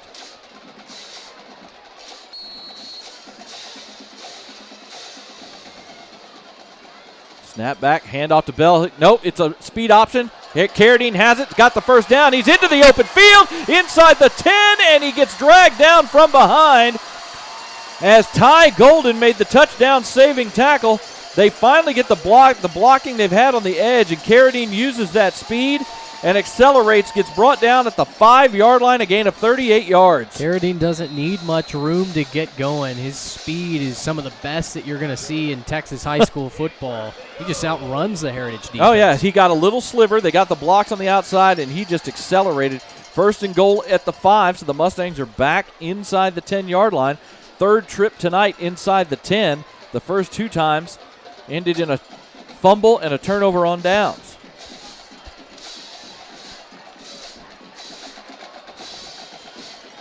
As flags come out yet again, and I think this time it was delay a game. Delay a game, and it's going to back it up to the 10-yard line.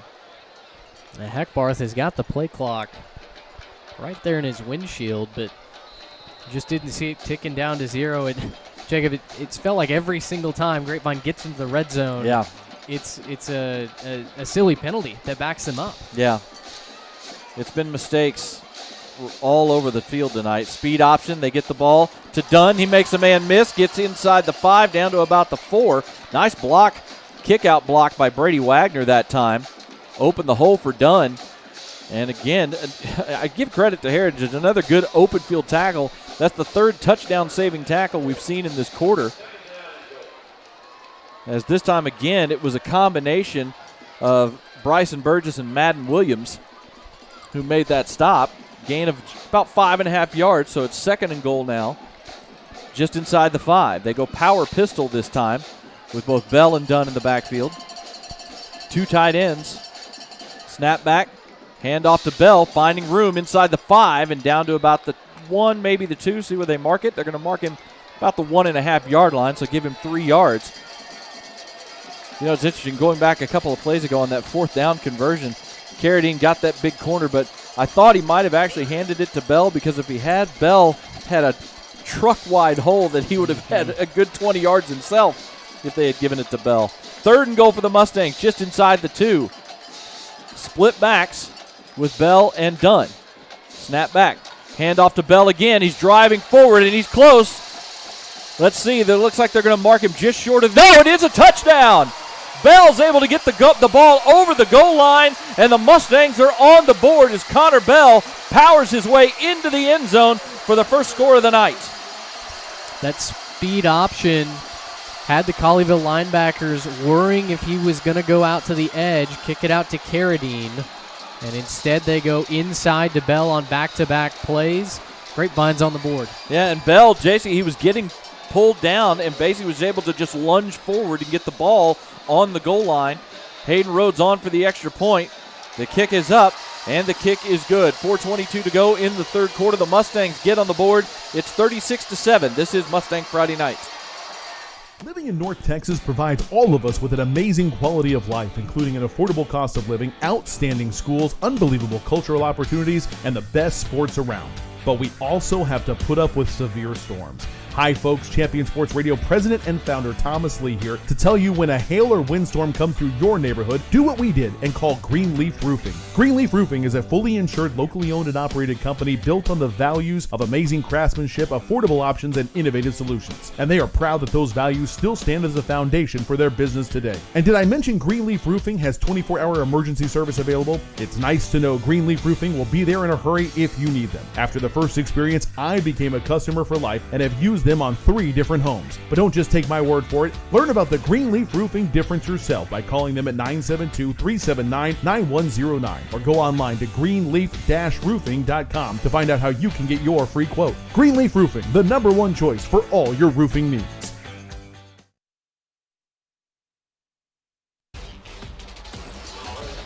The Mustangs get on the board after the 4th down conversion from Rondell Carradine. Connor Bell punches it in from 2 yards out. And the high, deep kick will go about 4 yards deep in the end zone for the touchback. And the Panthers will take over at their own 25-yard line. Well, if one thing we can say here in the 3rd quarter, the Mustangs have come out with a lot more fire and a lot more passion on both sides of the ball. The defense has forced a turnover. They've forced a punt. And the offense has, the offense, at least that drive, went 51 yards and actually got some things going offensively. Yeah, it feels like a case of what could have been for Grapevine, because that fire came out from the very beginning, right? When they had an opening red zone possession, you wonder, and we wondered over the half, what happens if Grapevine gets that touchdown? Yeah. I don't know if it looks much different at all, but you keep that energy high, and it certainly feels like Grapevine's right in that game. 1st and 10 at the 25. They go 4 wide to start this possession. Pass is caught by Blewett. He gets out past the 30 on the little wide receiver screen. Going to end up being a gain of 7 yards on the play. That time it was Nicholas Wankombi who got the block on the outside to help Blewett get that gain of 7 on 1st down. Curious to see how Colleyville's offense approaches this here in the second half. 4 minutes and ticking in the 3rd quarter. Yeah, seems like the full playbook's available. 2nd and 3 now. Snap back, handoff up the middle, and going to be really close for a 1st down. Looks like they're going to get just enough. They're going to mark him right at the 35, so a gain of 3 as Colin Bennett is back into the game. Good to see that he's not injured severely, back in the game after leaving on the last possession. Gets a gain of 3 to move the chains. They're kind of running no huddle but not tempo right now is Heritage. Staying in this traditional 4 wide. Not substituting, but they are taking their time. Snap back, play action. Ulrich looking to throw. Now he steps up, gets flushed, and fires one deep, and that pass is incomplete off the hands of his intended wide receiver, number 5, Hayden Golden.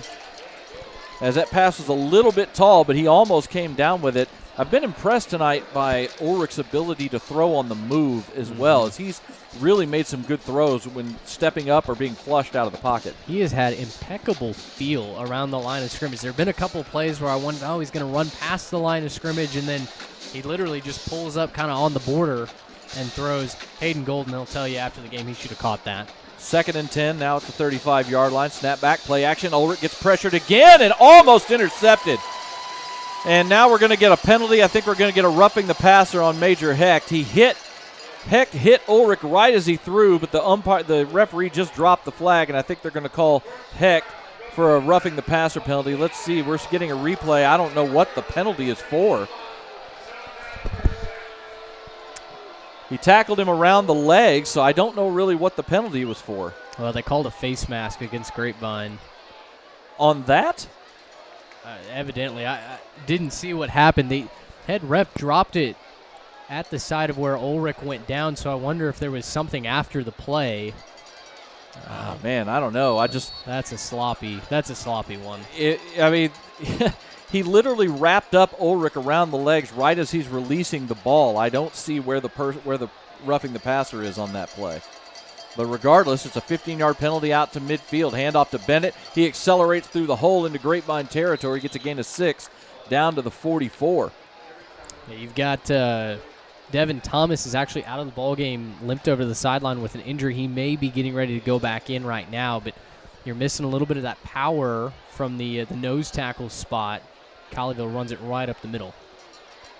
Well, that's unfortunate about that personal foul because it was great pressure on the blitz, and it forced a bad throw that was almost intercepted again. 2nd and 4 now at the 44-yard line of Grapevine. 2.5 minutes to go. Handoff to Bennett, and he gets hit immediately. No gain as Leighton Towery came around the corner and just blasted Colin Bennett. Replay's going to show you just how hard this hit was. Great pursuit by number 19 and a fantastic form tackle. Officially no gain on the play. Sets up 3rd and 4 now. As Heritage makes a couple of changes. Gets the play call in. They're going to go 3 wide here on this one. Bennett still in the game. That tailback, they've got Graves as the H-back. Play action. Ulrich now trying to get out of the pocket. Fires one deep up the side, and it is caught out of bounds by Blewett as he went with his quarterback and ran a corner route from the slot, and Ulrich was able to find him at the Grapevine 17. A little 8-on-8 crime there as Ryan Hamilton's been lost in coverage a couple times tonight on Blewett.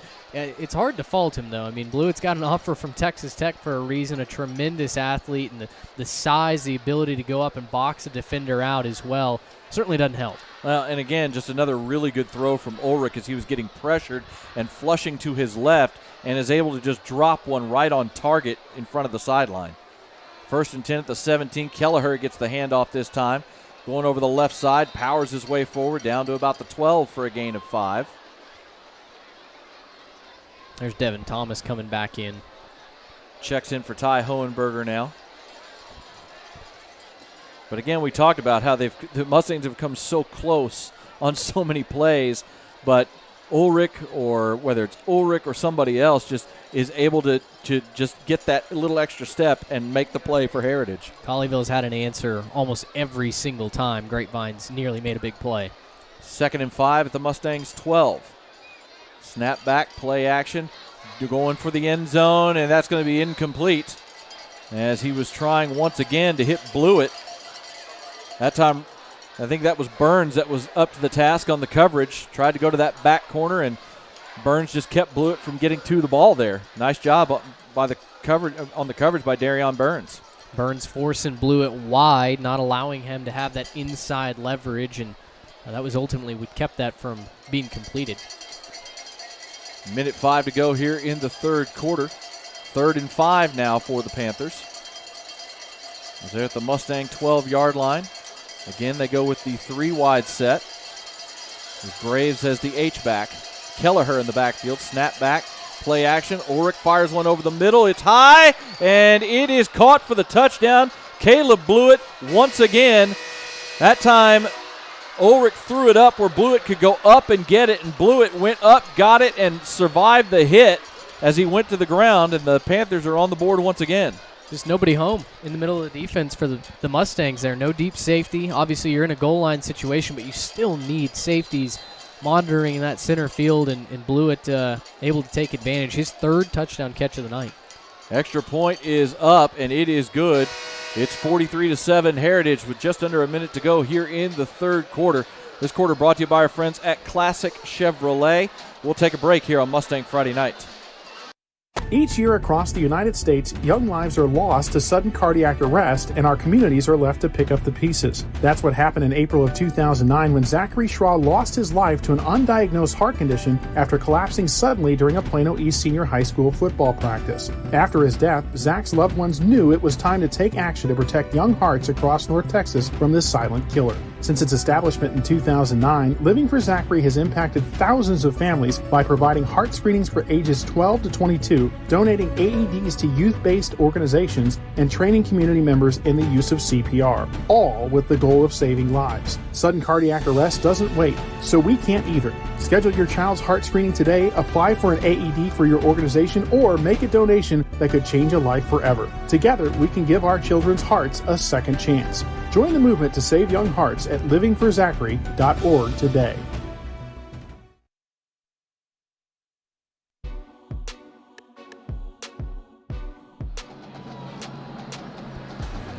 So the Panthers answer the Mustang touchdown with one of their own on a 75-yard drive, the last 12 of it going to Caleb Blewett from Luke Ulrich. And the kickoff is high but short. It is returnable, and it's caught at the 16 by Carradine. He's got room up to the 30, out to the 35, and still moving the pile forward out past the 40.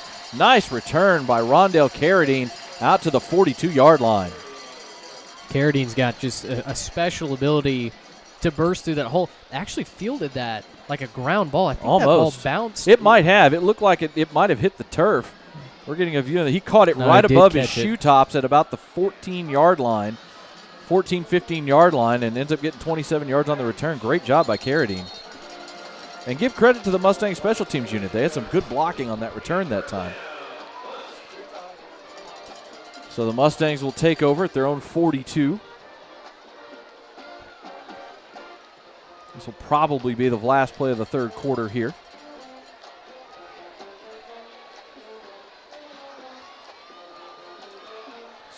Don't know really what the confusion is. The referees are conversing about something, having a little confab at the 42. Not really sure what it's about. Unless it's a clock. There it was. Okay, so it was a clock issue. The clock ran too long after the end of that play, so they're putting some time back on the clock. Might get another play out of the third quarter. Yep. We'll see. Connor Bell in the backfield here on this first down play, running us two receivers stacked on the far side of the field.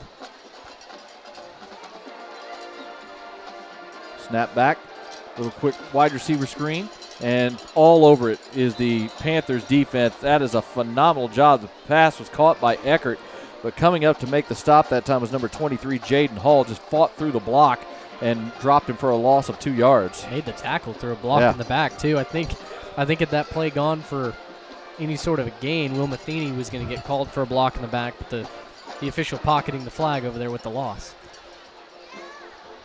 2nd and 12 now at the 40. Mustangs spread it out, go 4 wide. Hackbarth drops back, fires one to the far side. Pass is caught by Burns, and he gets thrown out of bounds at the Grapevine 48. That's going to be a gain of 8 yards as we come to the end of the third quarter. So both teams score a touchdown in that third quarter. It's 43-7 Heritage as we head to quarter number 4. This is Mustang Friday Night.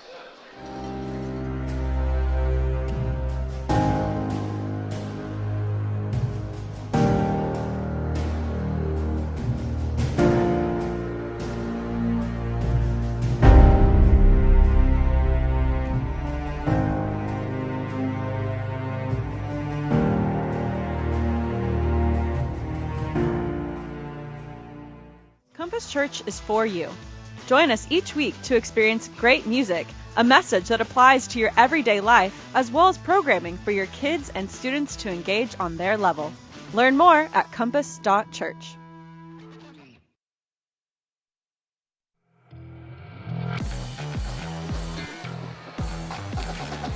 Jacob Dedamore and Mitch Mason back here with you for the start of quarter number 4 from Mustang Panther Stadium in Grapevine, the 2023 edition of the Red Rail Rivalry, and it's been all Heritage tonight. As we go to the fourth quarter with the Panthers leading the Mustangs by a score of 43-7. The Mustangs have the ball at their own 48-yard line, facing a 3rd and 4. And they're going to come out of the timeout in the power pistol formation. Snap back to Hackbarth, handoff to it's a speed option to Carradine, and he's going to get brought down immediately. They played that very well, did the Panthers defense, as once again Bryson Burgess on the stop, read that from the get-go, and Carradine gets dropped for a loss of 2 yards back at the 45, loss of 3 actually, back to the 45-yard line. You know, that is an option play. That's the couple of times tonight I thought that time he could have handed that off to Dunn, and Dunn would have had a massive hole on the right side. I was going to say, I think Dunn might still be running if he'd handed that off inside. Mustangs will go for it at their own 45, 4th and 7. Wagner in motion, snap back. Hackbarth looking downfield. Now he steps up, and he's going to just try and run and get the first down, and he's going to be just short. He gets brought down at midfield. Another good open field tackle. That time, number 38, Darian Lloyd, the junior linebacker, made the stop, and the Panthers get the turnover on downs. Good effort by Hackbarth. I mean, had the room to step up into the pocket, just better pursuit from the Colleyville defense. Again, as we talked about earlier, I've been very impressed with the tackling ability of this Panthers defense tonight. Their tackling has been very much on point in this ball game. It definitely has.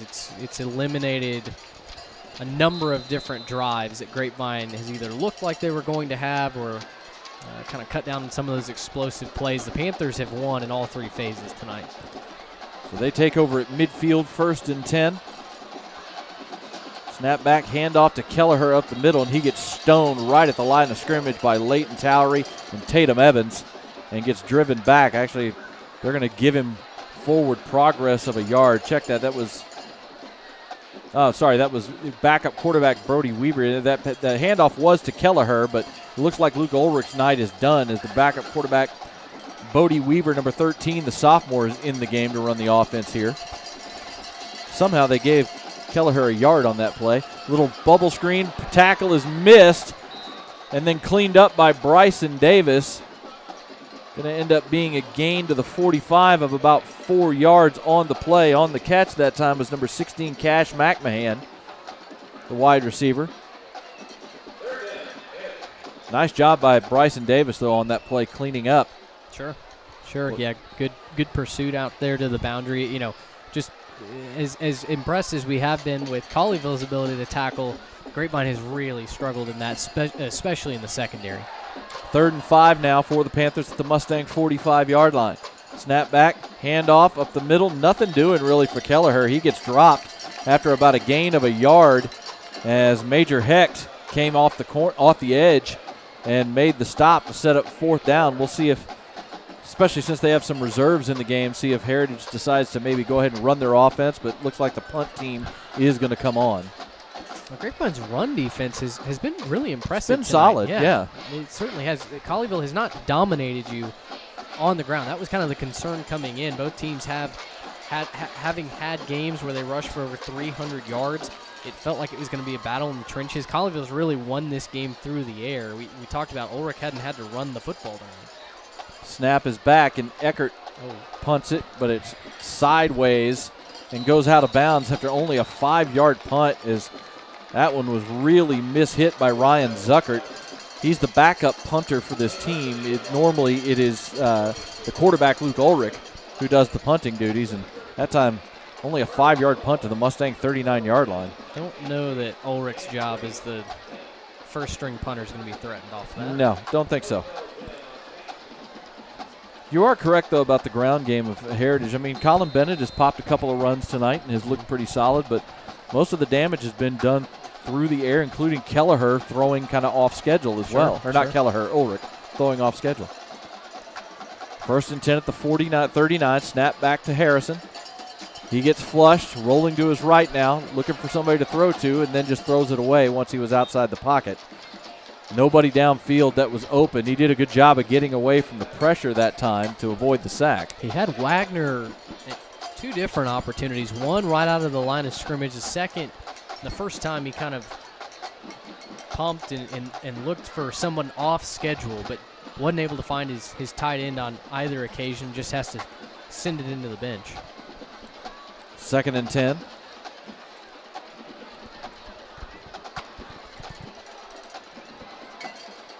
Mustangs have the ball at their own 39. Dunn in the backfield to start this play. I think Grapevine only has 10 players. Now Carradine is going to join them in the backfield, and now a timeout is being called as there was confusion. Carradine wasn't sure if he was supposed to be in the slot or in the backfield on that play, and Coach DeBest goes ahead and uses his second timeout. We talked about the other big game tonight in this district. It's in Fort Worth ISD, and we had I'm looking for it again right now. We had a halftime score of 14-6. Arlington Heights was leading. Oh, that's why it did it. The thing changed on me. It's well, it still says it's 14-6 at the half. I doubt they're still at the break. Yeah, but, doubtful. But yeah, Arlington Heights was leading ODY at 14-6 at halftime over in Fort Worth. I think that game was over at Farrington Field tonight.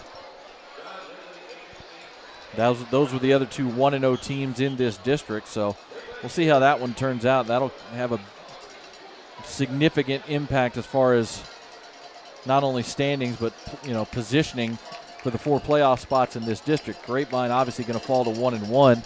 Heritage going to move to 2-0 tonight. After the timeout, 2nd and 10.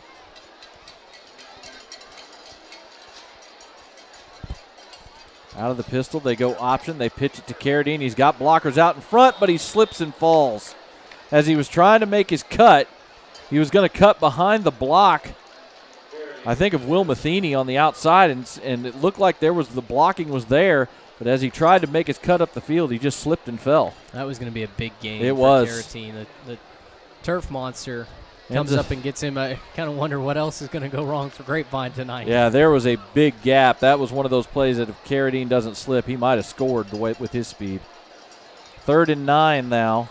Snap is back. Pass to the far side. Caught for a first down. Nice throw and catch by Will Matheny on the slant. Nice throw from Hackbarth right on target. Moves the chains down to the 45 into Panther territory. Gain of 15. Great read by Hackbarth there, just throwing it right over the head of a blitzing edge rusher.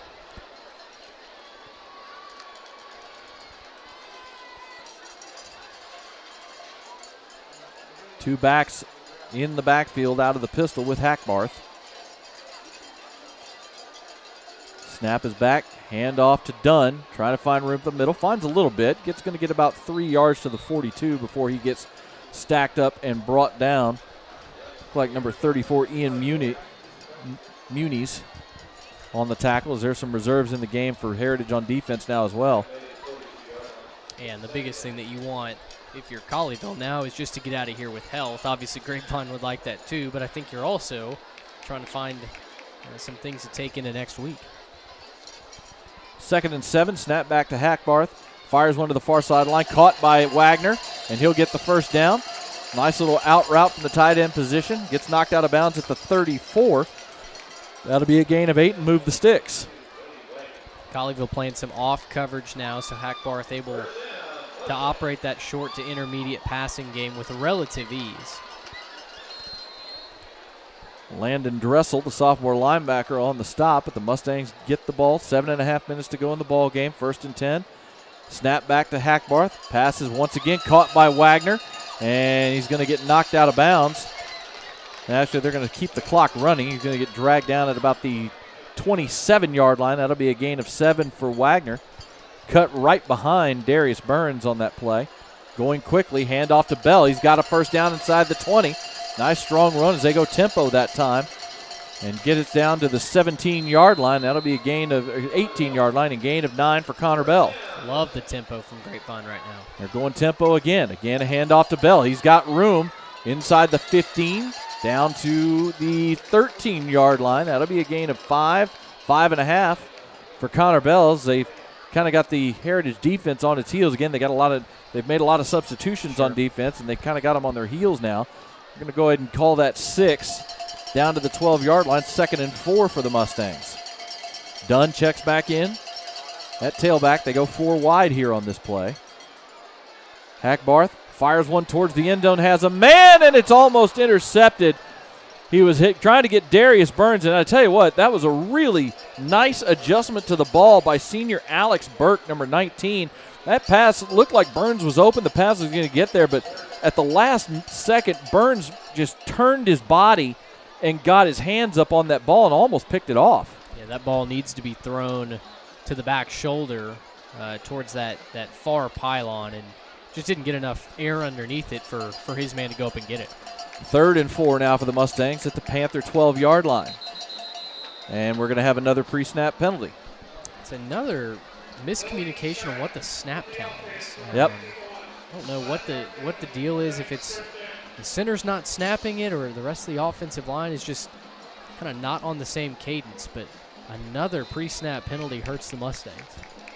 They'll back it up to the 17-yard line, makes it 3rd and 9. Snap back to Hackbarth. He's going to fire one towards the end zone. That pass is just a little bit too tall. The coverage was right there as he was trying to get it to Darius Burns again, but really good job on the coverage that time by Jaden Hall, the junior, number 23, as he was step for step with Burns. Well, 4th down gives you a chance to think about these scenarios later on in the season. You need a 4th down play near the goal line. 3's not an option.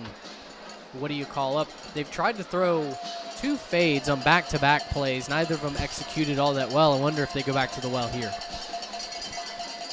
4th and 9 for the Mustangs at the Panther 17-yard line. Snap back to Hackbarth. Blitz coming. He fires one deep towards the end zone again. That one is caught. Is he inbounds? No. They say he was out of bounds. That was Will Matheny. He made the grab. The official stared at it for a second before making the call, saying he was out of bounds. We'll get a look at it here on our replay, presented by Black Walnut Cafe. It was a good throw by Hackbarth. Matheny got there, had the catch. Tried to drag the feet, and it's hard to tell, but it looks like that toe came down just out of bounds as he made the catch. See, when he catches it, he did have his right foot in bounds. He was trying to drag the right foot as the ball came in, and as he made the catch, I think that right foot may have come up off the ground. 1st down handoff over the 20-yard line to the 21. Actually, that was a little catch that time by Kai Pruitt, who had got the ball. Gain of 4. Man, that's been kind of the story of the night. That's the 4th trip inside the red zone for the Mustangs tonight, and only 1 touchdown to show for it. Listen, Colleyville Heritage is the best team in this district, right? You're not going to play another defense as stout as the Panthers, but still, you'd like to have a better hit rate, certainly in the red zone. Snap back on 2nd down. It's a handoff coming around the left side to Bennett. He's going to get a couple of yards out to about the 23, 24-yard line. They'll give him 3, just under 5.5 minutes to go.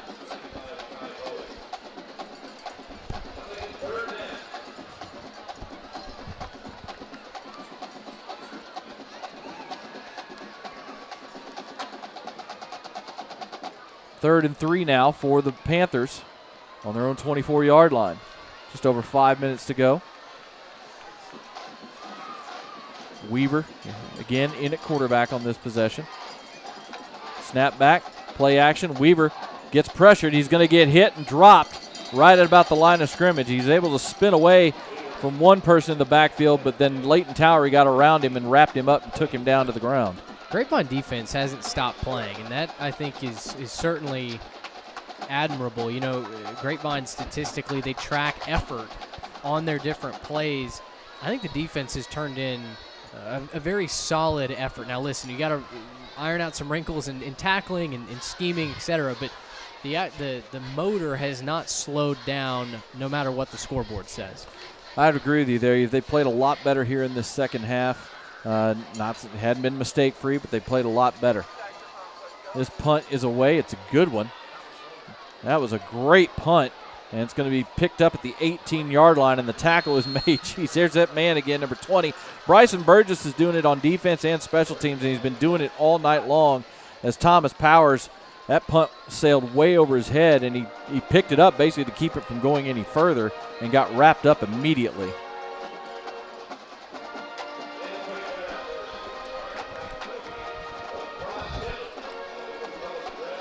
So the Grapevine defense, after the turnover on downs, does force the 3 and out to get the ball back to their offense. They'll take over at their own 16 after the punt.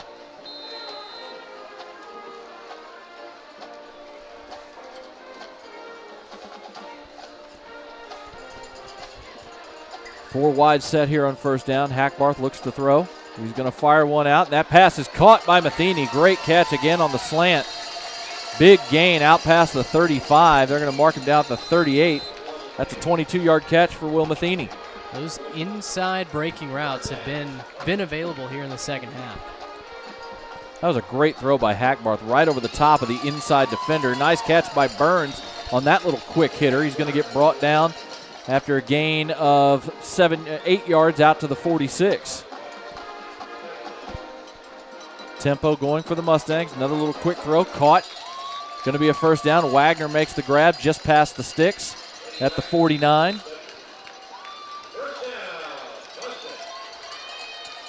Mustangs lining it up quickly. Snap back, hand off to Bell.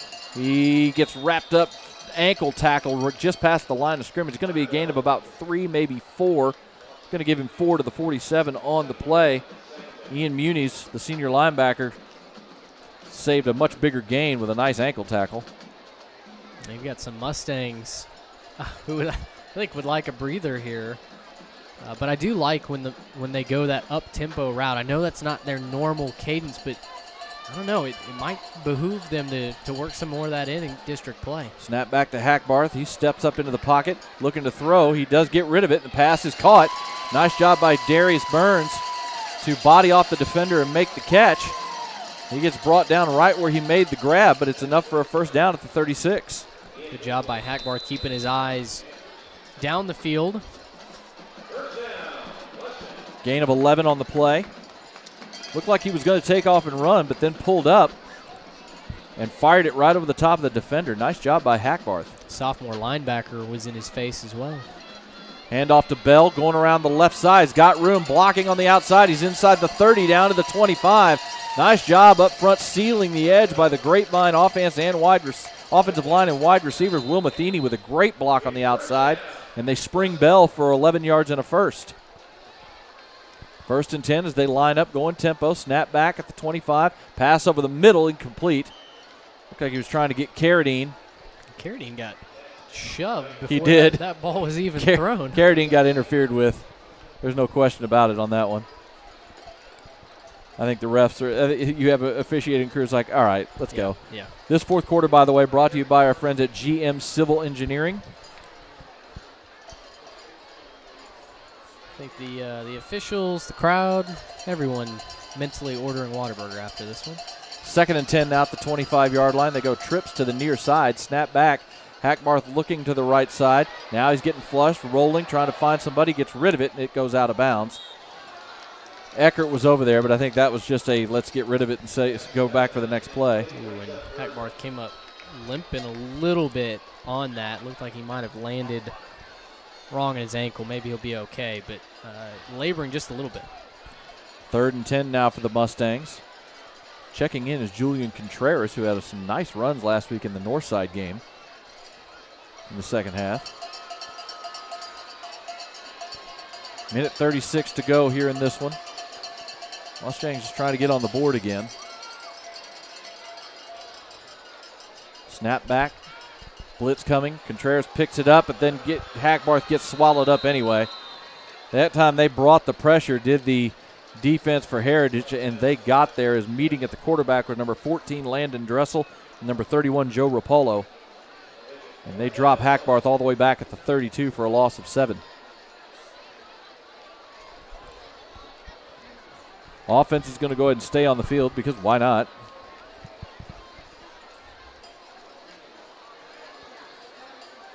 Fourth and 17 at the Panther 32-yard line. 1 minute and counting here in the ball game. Landon Shaver is in at tailback on this play. Hackbarth drops back, Fires one over the middle. It's caught. A lot of room to run. Inside the 15, down inside the 10, and down to near the 5-yard line.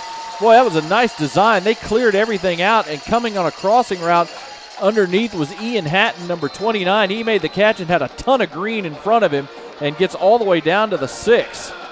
Oh, it'd feel good if Grapevine can cap this game off, a disappointing game off, with a touchdown. Oh, no. 26-yard catch and run. Snap is dropped, but Hackbarth picks it up, fires into the end zone, and it's incomplete. Off the lunging hand of Wagner, and trying to see who that was down the end zone that almost caught it. It was Matheny. Almost caught it on the deflection. Boy, good job by Hackbarth to corral that snap. Things started to move quickly.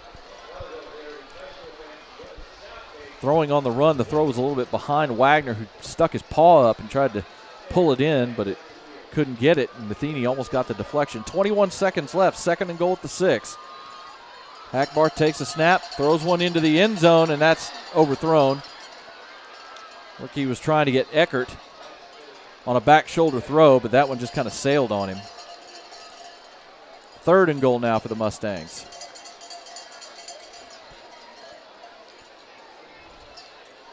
Got Darius Burns in the game at 1 wide receiver, along with Colby Eckert and Will Matheny. 3rd and goal from the 6, and another snap infraction. Rudolph is a sophomore. It's his first year starting at center. He's had some issues tonight. I think a couple of these is not so much a snap count thing. It's just he's getting down there, he gets set, and then he moves the ball. Yeah. He's done that 3 or 4 times tonight. So that backs it up to the 11-yard line. Snap back. Hackbarth looking, fires, passes, dropped. Darius Burns had that. It wasn't going to be a touchdown. He was only going to get maybe 5 or 6 yards out of that. But it would have made the 4th down a little bit easier. So one last shot here for the Mustangs to try and score. 4th and goal from the 11-yard line.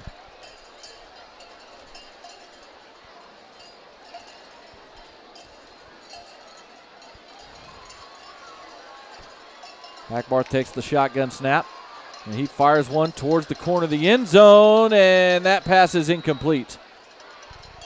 Trying to get Matheny again on that fade route to the back corner, and Matheny just couldn't come up with it. And one kneel down, and we'll be done here at Mustang Panther Stadium tonight. Nearly an amazing catch from Matheny, fighting through a defender, trying to work to that backside.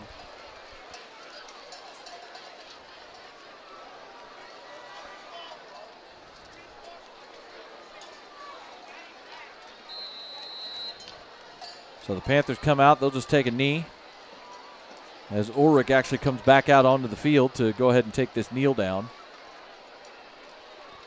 with only 8 seconds left to go. And that will do it here for Mustang Panther Stadium, as tonight it was all Panthers from the start of the game. They took control of this game early, ran away from the Mustangs, and basically just kind of kept them at arm's length for the second half as they get the win tonight in the Red Rail Rivalry game by a final score of 43-7.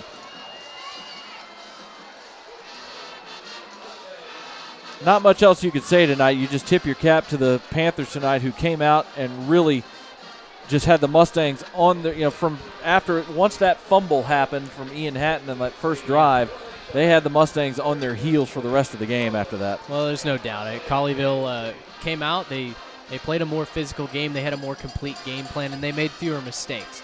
And I think at the end of the day, that team is normally going to win, and sometimes, like today, it's just a big number on the scoreboard. I know for Grapevine, this win's going to smart a little bit. You get a rivalry win last year.